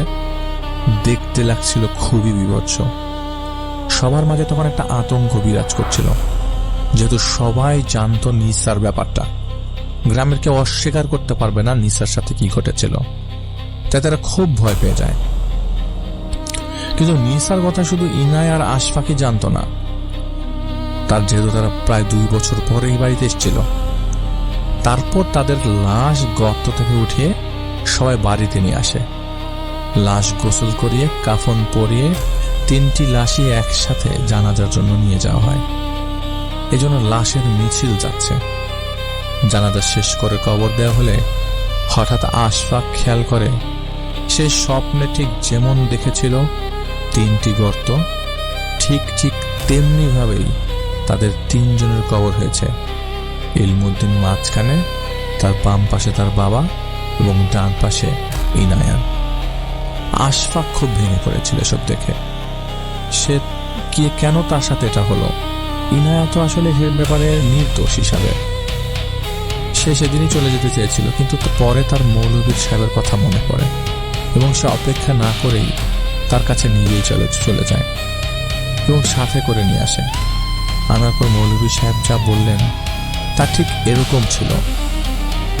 আমি সেদিন এসেই বুঝেছিলাম এখানে বড় সমস্যা আছে, যার সমাধান আমার দ্বারা সম্ভব ছিল না। তাই আমি অন্য একজন বিজ্ঞ আলেম, যিনি আমার ওস্তাদ ছিলেন, আমি তার কাছে যাই।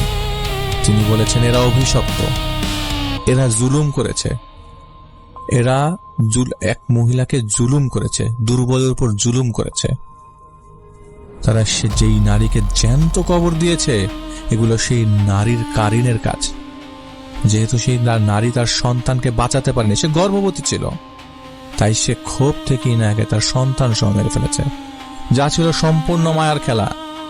আর ইলমুদ্দিন ও তার বাবা যেহেতু এর মূলে ছিল, তাই সে সুযোগ পেয়ে তাদেরও ভয়ঙ্কর ভাবে মেরেছে। ইনায়ের দোষ ছিল না, কিন্তু তার ভাই ও তার বাবার অপকর্মের জন্য সেও বলির পাঠা হয়। তারপর আশফাক বলেন যে এর কোনো সুরাহা করা কি সম্ভব না? মৌলভী সাহেব বলেন এর সুরাহা করা সম্ভব না, কারণ যেহেতু এটা নিসার কারিন, তাই তার সাথে পেরে ওঠা মোটেও সম্ভব না। তবে যেহেতু সে তার শিকারকে মেরে ফেলেছে, এখন আর সমস্যা হবার কথা না। মৌলভী সাহেব সবাইকে কিছু আমল দিয়ে চলে যান এবং বেশি ইস্তেগফার করতে বলেন।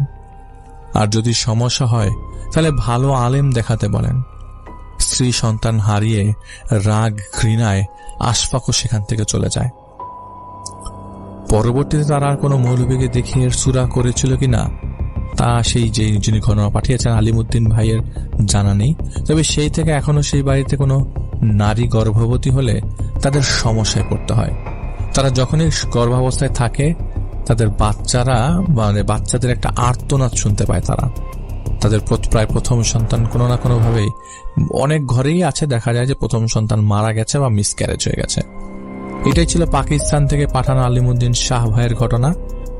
তিনি বর্তমানে কুয়েতে আছেন এবং সেখানে থাকা তার বাঙালি বন্ধুদের সাহায্য নিয়ে আমাদেরকে ঘটনাটি ট্রান্সলেট করে তিনি পাঠিয়েছেন তার বন্ধুদের মাধ্যমে। এবং এতটুকু জানি যে ভৌতিকতা তিনি আমাদেরকে নিয়মিত শোনেন। তো আপনাকে অনেক অনেক ধন্যবাদ মার্জিয়া আপু আপনার ঘটনার জন্য। আপনার ইদানিংকালের কালেক্টেড ঘটনার কোনো জুড়ি নেই এবং আমরা চাই আপনার কাছ থেকে সেসব অসম্ভব সুন্দর ঘটনাগুলো আসুক। আমি ওই দিন একটা কথা বলেছিলাম যে আমি একজন পুলিশ অফিসারের সাথে পেট্রোল অফিসার মোটরওয়েতে তিনি গাড়িতে থাকেন, তার কাছ থেকে আরেকটি সোর্স অনুযায়ী একটি ঘটনা কালেক্ট করেছি। ঘটনা বলতে সেটা খুব বেশি বড় জিনিস না, বড় কিছু না, তারপরও বলার জন্য বলছি যেহেতু কালেক্টেড। তিনি বলেছেন যে তারই কোন একটা বন্ধু যে আসলে ক্রাইম ইনভেস্টিগেশন ডিপার্টমেন্টে আছেন আমাদের এইখানকার জোনটাতে, সমারসেট জোনে। তো ক্রাইম ইনভেস্টিগেশন জোনে তিনি বলেছেন যে তাদের পরিচিত একজন ধর্মযাজক বলা যায় বা পাদ্রী বলা যায়, তার বাসার পাশে একটি ঘটনা ঘটেছিল। তো তিনি যেই জায়গায় থাকতেন তার বাসার পাশেই ছিল একটা বিশাল বড় গ্রেভইয়ার্ড অথবা খ্রিস্টানদের কবরস্থান। সেই কবরস্থানে তাদের চোখের সামনে তার উপস্থিতিতে একটা কবর হয়। যে কবরটা হচ্ছে সেটা একজন বয়স্ক মহিলার। সেই বয়স্ক মহিলার অ্যারাউন্ড 55 ইয়ার্স ওল্ড, 55 বছর বয়স হবে। সেই মহিলাকে কবর দেওয়া হয় এবং সেই মহিলা আসলে মার্ডার ছিল, সেই মহিলাকে মেরে ফেলা হয়েছিল। যেহেতু মেরে ফেলা হয়েছিল তাই পুলিশের উপস্থিতি সেখানে ছিল। পোস্টমর্টেম এবং অনেকদিন মর্চুয়ারিতে ডেড বডিটা রাখার পরে লাশটা নিয়ে এসে কবর দেওয়া হয়। তো ধর্মযাজক বা ওখানে পাদ্রী যিনি ছিলেন তার একটা সমস্যা হচ্ছে যে তিনি বেশ শব্দ পেতেন, মাঝে মাঝে তিনি বেশ অহেতুক ডিফারেন্ট টাইপের অপ্রাকৃতিক শব্দ পেতেন, যেটা তিনি ঘটনার মধ্যে বলেছেন। এই শব্দটা তিনি অনেক আগের থেকেই পেতেন। তো সবার সাথে জিনিসটা বলতেন না। তো তিনি তার বাসার মধ্যে একদিন এরকম সন্ধ্যার দিকে ঘুমোতে যাবেন। তার একটা ফিক্সড রুটিন ছিল, আর সেদিন ছিল শনিবার, পরের দিন ছিল রবিবার। তো এরকম রাত্রে 8:30 9টার দিকে তিনি যখন ঘুমোতে যাবেন, তো সেদিন বেশ গরম ছিল, একটা হিট ওয়েভ গিয়েছিল সেদিন। তো গরম থাকবার কারণে জানালা খোলা ছিল। তো তিনি বেডে যাওয়ার সময় জানালা দিয়ে দেখেন যে তার জানালা দিয়ে যে কবরস্থানে কবরটা দেওয়া হয়েছিল সেটা একদমই খুবই কাছাকাছি। আর যে কবরটা দেওয়া হয়েছিল, যাকে কবর দেওয়া হয়েছে তার ছবি তো তিনি দেখেছেন, কারণ লাশ নিয়ে আসার সময় এখানে ছবি, খেলনা, জিনিসপত্র সব ওই কফিনের ভেতর ঢুকিয়ে দেওয়া হয়। তো তিনি এই ছবি দেখেছিলেন। তার বাসার এখান থেকে ও হেঁটে গেলে নিচে গ্রেভের পাশ দিয়ে চেহারা পরিষ্কার দেখা যায়। তিনি দেখেন যার কবরটা সেখানে হয়েছে সেই মহিলা, সেই 55 বছরের মহিলা সেই কবরস্থানের বাউন্ডারি গ্রিল ধরে দাঁড়িয়ে আছেন। বেশ কিছুক্ষণ দাঁড়িয়ে আছেন, কান্না করছেন নাকি কাউকে ইশারা করছেন তিনি পরিষ্কার বোঝেননি। তবে ল্যাম্পপোস্টের আলোতে পরিষ্কারই বোঝা যাচ্ছিল একটা হালকা আবছা, যেটা অনেকটা সেই মহিলার মতো দেখতে। তিনি ওই দিন বেশ ভয় পেয়ে যায়, কারণ জিনিসটা তার সাইকোলজিক্যালি তিনি বেশ এফেক্টেড হয়ে যায়। তিনি পুলিশকে বিষয়টা জানান। পুলিশ বলে যে আপনি হয়তো ভুল দেখতে পারেন, আপনি যদি এরকম কিছু দেখেন আমাদেরকে আবারও জানাবেন। আরো 2-3 বার তিনি তার বাসা থেকে ঠিক 8:30 9টার দিকেই, ওই টাইমটাতেই যখন আবছা আলো শুরু হতে থাকে, তখন আসলে এরকম টাইমটা হবে অগাস্ট সেপ্টেম্বরের দিক। তখন আস্তে আস্তে শীত আসতে শুরু করছে, হিট ওয়েভ, গরম থেকে আস্তে আস্তে উইন্টারে যাবে আর কি, এরকম আর কি। তো ওইখানে তিনি আবারও সেই মহিলাটাকে দেখে কবরের পাশে। তিনি পুলিশকে এবার খুব খটা করে জানায় যে আমি এরকম দেখতে পাচ্ছি, আপনারা একটা অ্যাকশন নেন। অ্যাকশনটা কি? পুলিশ মাঝখান দিয়ে নাকি ইনভেস্টিগেট করার জন্য মহিলার লাশটাকে আবারও তুলতে চেয়েছিল। তো মহিলার লাশ তোলা নিয়ে এবং এই লোকটাকে মহিলাকে দেখা নিয়ে দুটো একসাথে জোড়া দেওয়ার পর ওই পাদ্রীর উপস্থিতিতে সেখান থেকে লাশটি আবারও তোলা হয় কবরস্থান থেকে। কবর থেকে আবারও কফিন তোলা হয়। কফিন তুলে সেটাকে নিয়ে যাওয়া হয় পোস্টমর্টেম করার জন্য। পোস্টমর্টেম করার পর পুলিশও সেখানে আর কখনো সেই পাদ্রীর সাথে দেখা করেনি, আর সেই লাশ নিয়ে দ্বিতীয়বার আর কেউ আসেনি। এটা ছিল সেই পাদ্রীর কথা যে পুলিশ তো আর আসলো না, সেই লাশটা গেল কোথায়, কেসটা গেল কোথায়। পোস্টমর্টেম বা কোনো ধরনের ইনভেস্টিগেট করে তো তারা লাশটা আবার সেই আগের জায়গায় ফেরত নিয়ে আসবে। এর পরবর্তীতে ইনভেস্টিগেশন অফিসার হিসেবে আসে হচ্ছে যিনি ঘটনা পাঠিয়েছেন তার বন্ধু বলা যায় বা পরিচিত বলা যায়। তো সেই ইনভেস্টিগেশন অফিসার যখন পাদ্রীর কাছে আসে, ইনভেস্টিগেশন রিপোর্টের মধ্যে পাদ্রীর নাম লেখা আছে, পাদ্রীর কাছে জিজ্ঞেস করে কি কি ঘটনা ঘটেছে। তো আসলে ইনভেস্টিগেশনে সেটা আসে যে যেই পুলিশ এবং যেই লোকদের উপস্থিতিতে সেই লাশটা নিয়ে যাওয়া হয়, সেই লাশ আদৌ কোনো পুলিশের অনুপস্থিতিতে নেওয়া হয়েছে কিনা তারা জিনিসটাকে ইনভেস্টিগেট করছে, যে এখানে আসলে কারা তাহলে লাশটাকে নিয়ে গেছে, কারা উঠিয়েছে, এবং সেটা হয়েছেও রাতের আধারে। তো কারা লাশটা নিয়ে গেলেও সেই লাশটা ফেরত আসলো না, সেটা পুলিশের লোক ছিল না, কিন্তু পাদ্রী জানতো সেটা পুলিশের লোক, যে সে উঠাবে নিয়ে যাবে তার উপস্থিতিতে। সে ঠিকই ছিল সেই কবরের পাশে দাঁড়ানো অবস্থায়। লাশ উঠিয়ে নিয়ে যাওয়া যায়, কিন্তু যারা নিয়েছে তারা হয়তো পুলিশের কাপড়ে ছিল, পুলিশ ছিল না। কারা ছিল তারা, সেটার ইনভেস্টিগেশন অনেকদিন চলে, প্রায় বছর 5-7 মতো ইনভেস্টিগেশন চলে। আর পাদ্রীর কথাটা অনেকে অবিশ্বাস করতে শুরু করে, তখন বলতে থাকে যে পাদ্রী হয়তো বা ভুল বলছে, মিথ্যা বলছে, এটা মানে অন্য মানুষের কবর। জিনিসটা খুব প্যাচ লেগে যাচ্ছিল পাদ্রীর কথার সাথে। পাদ্রী হয়তো সাইকোলজিক্যালি ডিফেক্টেড বা সাইকোলজিক্যালি সে স্টেবল না। তো সবাই এটা বলতে থাকে। তো একটা সময় তো সেই লাশ খুঁজে পাওয়া যায় না, কে নিয়ে গেছে সেটাও জানা যায়নি। উধাও সেটা একটা সময় কেস ক্লোজড পর্যায়ে চলে যায়, কেস ক্লোজ হয়ে যায়। এবং সেই কেসটা পরে স্টাডি করেছিল সেই ইনভেস্টিগেশন অফিসারটা, যিনি শেয়ার করেছেন যে এরকম ঘটনাও পৃথিবীতে ঘটে, বেশ অনেকদিন আগের কথা, এবং এই ধরনের ঘটনাও পৃথিবীতে ঘটতে পারে যে একটা লাশ নিয়ে গেল, হারিয়ে গেল, অথবা আদৌ সেই লাশটা নিয়েছিল কিনা সেটা নিয়ে একটা প্রশ্ন থেকে যায়। যাই হোক, এটা ছিল ঘটনা যিনি আমাকে পাঠিয়েছেন, যে পুলিশ ভাই, আমাদের পুলিশের সাথে আমার যোগাযোগ আছে। আশা করছি সেই হাইওয়ে পুলিশের সাথে যোগাযোগ রাখবো। কিছু কিছু ঘটনা কিছু কিছু জায়গা থেকে বলা যায়, এবং তিনি আসলে আরো সংক্ষেপে বলতে চেয়েছিল। অনেক কনফিডেন্সিয়াল কথাবার্তা মাঝে মধ্যে বলা যায় না, তাই আমি বলেছি দেখো তুমি এটা নিয়ে ভয় পেও না, তুমি কোনো কিছু মেনশন করার দরকার নেই, যতটুকু তুমি গুছিয়ে বলতে পারো আমাকে তুমি শেয়ার করতে পারো। তো তিনি এটা শেয়ার করে ফেলেছেন আমার সাথে, এবং তাকে অনেক অনেক ধন্যবাদ। আমরা এখন আমাদের একটা চমৎকার ঘটনায় যাব। আমাদের নতুন একজন অতিথি এসেছেন তার কাছে, তারপরে তো বাবু ভাই আছেন। সুতরাং আমি এটাই বলছি যে আপনাদের অপেক্ষা করতে হবে। আজকের এই ঘটনাটি চমৎকার একটি ঘটনা, আমরা চলে যাচ্ছি সেই ঘটনায়। যিনি ঘটনা বলবেন তিনি তার নাম, পরিচয়, কোথা থেকে এসেছেন, সো আমরা সরাসরি। আসসালামু আলাইকুম প্রিয় লিসেনার। আমি যখন 6ষ্ঠ শ্রেণীতে পড়ি তখন আমার একটা অপারেশন হয়। আমি ক্লাসে অনিয়মিত ছিলাম বেশ কিছু মাস। সে বছরেই একটা সময় আমার বড় ভাই ছুটিতে দেশে আসেন, যিনি দেশের বাহিরে চাকরি করেন। বলে রাখা ভালো, আমার সাথে আমার ভাইদের বয়সের বেশ বড় একটা ব্যবধান আছে। আর তাই যখন ওনার বিয়ের বয়স হয়ে যাওয়ায় আমরা আগে থেকে একজন পাত্রীর খোঁজ রাখি ভাইয়ের জন্য। তিনি আসার কিছুদিন পর পারিবারিকভাবে দেখে ভাইয়ারও পছন্দ হয়ে যাওয়ায় শেষ অবধি সেখানেই তাকে বিয়ে করানো হয়। আমাদের বাড়ি জামালপুর। আমাদের বংশের মানুষজনও জামালপুরের বাইরে আত্মীয় করতে চায় না বলে আমাদের সব আত্মীয় আশেপাশেরই। ভাবিদের বাড়িও জামালপুরে, অবশ্য সদর থেকে বেশ দূরে। অজপাড়া গায়ে বললেই চলে। বাড়ির জায়গাটুকুর চারপাশে দৃষ্টি সীমানা দূর অব্দি ধান ক্ষেত, আর তাদের বংশেরও প্রায় সব লোকজনও সেখানেই থাকেন। ও ভাবিদের বাড়ি যেতে মেইন রোড তথা বাজার থেকে বেশ অনেকটা পায়ে হাঁটা পথ পেরোনোর পর তাদের বাড়ি পৌঁছানো যায়। সেই পায়ে হাঁটা রাস্তাটা আবার একটু অন্যরকম, ভয়ানক টাইপের।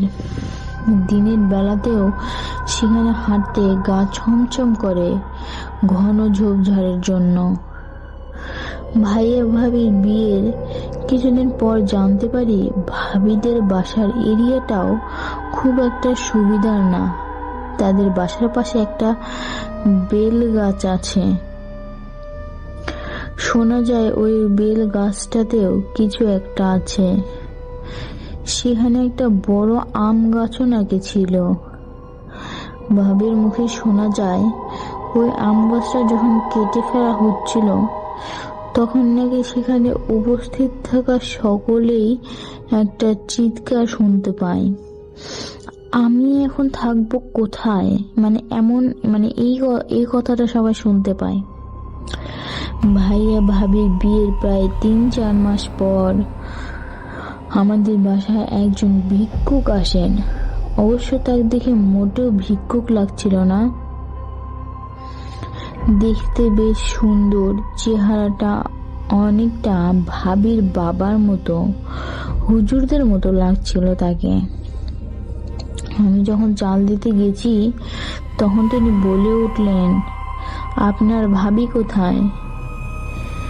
আমি বললাম, তিনি রুমে শুয়ে আছেন। কেন? সে বলল, ডাকুন তাকে। আমি তাকে প্রশ্ন করলাম, আপনি কে? ওই লোকটা তখন বলল, আমি দাড়ি হামিদপুর থেকে এসেছি। আমি ভাবিকে যে বললাম, একজন ভিক্ষুক এসেছেন তোমাদের ওখান থেকে, তিনি তোমায় ডাকছেন। ভাবি উঠে যে লোকটাকে বললেন, আমি তো আপনাকে চিনতে পারছি না, আর এমন কাউকে ওইদিকে কখনো দেখেছি বলেও মনে হয় না। ভাবির কথা শুনে আমি রেগে লোকটার সাথে চিল্লাচিল্লি করতে শুরু করলাম। জিজ্ঞেস করতে লাগলাম, কে তিনি, এখানে কেন এসেছেন, ভাবিকেই বা কেন খুঁজছিলেন যখন ভাবি নিজেই তাকে চেনে না? তিনি আর কিছু বললেন না, কেমন জড়সড় হয়ে পাশ কেটে চলে গেলেন। ঘটনা সেখানেই আমার কাছে সমাপ্ত। এর রহস্যটা আমি জানি না, তবে আমার বাসার বাকি সবাই জানে। আমি জেনেছি আরো কিছু মাস পর। ভাইয়ার ছুটি শেষ হয়ে এসেছে, তিনি এখন চলে যাবেন। যাওয়ার কিছুদিন আগে ভাইয়া শেষবার বেড়াতে যাবে শ্বশুর বাড়ি, আমাকেও সাথে নিয়ে গেলেন। সে রাতে 1টার দিকে ঘুম ভেঙে যাওয়ার পর দেখি সবাই একসাথে কিছু নিয়ে কথা বলছেন। আমি আর ওসব নিয়ে ভাবিনি, ছোট হয়ে বড়দের মাঝে যাইনি আর, কিন্তু ব্যাপারটা দেখে কেমন অদ্ভুত লাগছিল আমার। আমরা ফিরে আসার আগের দিন সকালে আমাদের খাওয়ার জন্য ফল কেটে দেওয়া হয়। সেখানে আপেল ছিল, অবশ্য দেখতে সাধারণ হলেও বেশ কিছু বিশেষত্ব ছিল আপেলগুলোর। আপেলগুলো তুলনামূলক বেশ মিষ্টি আর ঘ্রাণযুক্ত ছিল। আমি ভাবিকে জিজ্ঞেস করবো ভেবেছিলাম যেগুলো কোথা থেকে আনিয়েছেন তারা, তবে খাবার নিয়ে জিজ্ঞেস করবো ভেবে লজ্জায় আর করিনি। ভাইয়া চলে যাওয়ার পর থেকে আমাদের বাসায় ভাবি আর আমি একসাথে ঘুমাই। ভাবি একদিন গল্প করতে করতে গল্প শুরু হয় ভাবিদের বাসার ব্যাপারে। তিনি হঠাৎ জানান তার বাবার সাথে একজন পরী আছেন, আর তার বাবার সাথে নাকি বিয়েও হয়েছে অনেক আগে। আমি কথাটা শুনে বেশ অবাক হয়েছিলাম, বিশ্বাস হচ্ছিল না ঠিক। তখন ভাবি আরো বলতে শুরু করেন, ওরা এখানেও আসে, তুমি যে মাস কয়েক আগে একজন লোককে ভিক্ষা দিয়েছিলে মনে পড়ে? আমি বললাম হ্যাঁ, উনি আমার ভাই, আমার পরিমায়ের ছেলে। উনি হেফজও শেষ করেছেন। ভাবে এসব কথা তখনও আমার বিশ্বাস হচ্ছিল না, তবে আমি মেলাতে শুরু করলাম সব। মনে পড়ে গেল লোকটা দেখতে আঙ্কেল তথা ভাবির আব্বুর মতোই ছিল প্রায়। তারপর ভাবি বললেন, আমাদের বাসার ফলগুলো একটু অন্যরকম লাগেনি তোমার কাছে? তোমার ভাই চলে যাবে উপলক্ষে তারা এনেছিলেন, সেই ফলই খেয়েছো তুমি। এক সময় আমার আম্মু অসুস্থ হয়ে গেলেন খুব, চিকিৎসার জন্য ঢাকা অবধি ঘুরে আসলেন, তবে ঠিক হলো না। এরপর ভাবির পরিমা আমার আম্মুর চিকিৎসা শুরু করেন বিভিন্ন গাছপালা দিয়ে। আলহামদুলিল্লাহ, তারপর দীর্ঘ 8 বছর কেটে যাওয়ার পর এখনো আমার আম্মু বেশ ভালো ও সুস্থ আছেন। আম্মু সুস্থ হবার পর থেকে আমি আসলে ভাবিদের পারিবারিক ব্যাপারটা বিশ্বাস করতে শুরু করি, ভয়ও কমতে থাকে। তারপর ভাবিদের বাসায় সেই মাঝরাতের কথাবার্তার ব্যাপারে জানতে পারি যে তখন তারা আসতেন, সবাই বসে আড্ডা দিতেন, হাসাহাসি করতেন। এরপর আমিও বেশ কয়েকবার তাদের সাথে সেখানে উপস্থিত হয়েছিলাম। ওনাদের ব্যবহার মাশাআল্লাহ অসম্ভব সুন্দর ছিল। তারা আমাকে নিজের প্রতি খেয়াল রাখতে ও বেশ সাবধানে চলাচল করতে বলে। তো এই ছিল আমার ঘটনা। কেমন লাগলো সবাই জানাবেন। আসসালামু আলাইকুম। ধন্যবাদ প্রিয় লিসেনার, যারা আমাদের এই ঘটনাটি শুনলেন। আমরা আপনাদের জন্য এইরকম ঘটনা প্রতিনিয়ত এই চ্যানেলের মাধ্যমে নিয়ে আসবো, আপনারা আশা রাখতে পারেন। আমরা যেভাবে আপনাদের জন্য ঘটনাগুলো দিচ্ছি, আশা করি আপনাদের ঘটনাগুলো ভালো লাগছে। অনেক দিন ধরে যারা আমাদের চ্যানেলের সাথে আছেন তারা জানেন আমরা সবসময় কতটা স্পেশাল এবং বাছাই করা ঘটনা এই চ্যানেলের মাধ্যমে দিয়ে থাকি। লিসেনার্স, আপনারা চাইলে আপনাদের সাথে ঘটে যাওয়া ঘটনা আমাদেরকে পাঠাতে পারেন। আমরা প্রতিনিয়ত সেই আশায় থাকি আপনারা ঘটনা দিলে আমরা সেই ঘটনাগুলো আমাদের ভিডিওতে অ্যাড করে দিই এবং সেই ঘটনাগুলো শুনতে আরও বেশি ভালো লাগে। অনেকেই আমাদের সাথে ঘটনা শেয়ার করেছে, অনেকেই ঘটনা শেয়ার করছে। সব মিলিয়ে আমি বলবো যে আপনারা যারা ঘটনা দিচ্ছেন, পরবর্তী আপনারা ঘটনা শুনছেনও, কেমন লাগে আমাদের এডিটিং এবং আপনাদের ভয়েস। যারা আমাদেরকে আরও বেশি ঘটনা দিয়েছেন তারা তো জানেন আমরা কতটা পরিশ্রম করে একটা ঘটনাকে নয়েজ ফ্রি এবং সুন্দর করে উপস্থাপন করার চেষ্টা করি। যারা পূর্বে থেকে আমাদের সাথে ঘটনা দিচ্ছেন তারা জানেন, এবং যারা নতুন আছেন অনেকেই ঘটনা দেন না, যে আসলে মনে করে তাদের কণ্ঠ খারাপ বা বলতে মানে একটু সমস্যা হয়। আমি বলবো যেই রকমই হয় আপনার ঘটনা আমাদের অবধি পাঠান, সেই ঘটনাকে প্রিমিয়ামভাবে আপনার সঙ্গে তুলে ধরার দায়িত্বটা আমাদের। আপনারা ঘটনা দেবেন, আমরা সেই ঘটনাকে এডিট করে সুন্দর একটা ভয়েস আপনাদের সামনে তুলে ধরবো। এই ঘটনাগুলো শুনতে আপনি ভালো লাগবে যা আপনি উপলব্ধি করতে পারবেন না। লিসেনার্স, আমরা প্রতিনিয়ত এইভাবেই কিন্তু কাজ করে যাচ্ছি। আপনারা যারা ঘটনাগুলো শোনেন তারা কিন্তু বুঝতে পারেন যে আমাদের ঘটনাগুলো কতটা প্রিমিয়াম, মানে শুনতে এত ভালো লাগে। আপনারা হেডফোন কানে দিয়ে ঘটনাগুলো শুনবেন, এমনভাবে শুনবেন যে মনে হবে ওই ঘটনাগুলো আপনার সাথে ঘটে যাচ্ছে। এভাবে উপভোগ করতে পারবেন, এত আনন্দ পাবেন ঘটনা শুনে। তো যাই হোক, আমি চাই এইরকম আনন্দ আপনাদের দিতে। প্রতিনিয়ত আমি আপনাদের জন্য এইভাবে কাজ করে যাব। আপনারা যদি আমাদের কাজ পছন্দ করেন তাহলে অবশ্যই এই চ্যানেলটিকে সাবস্ক্রাইব করবেন। প্রতিদিন রাত 10টায় এই চ্যানেলে ঘটনা ছাড়ি, এটার দিকে একটু খেয়াল রাখবেন। লিসেনার্স, আজকের মতো বিদায় নিচ্ছি এখানে। সবাই ভালো থাকবেন, সুস্থ থাকবেন। আসসালামু আলাইকুম রহমতুল্লাহি ওয়া বারাকাতুহু। পরবর্তীতে কার কোন ঘটনা শুনতে চাই তা অবশ্যই জানাবেন। ধন্যবাদ।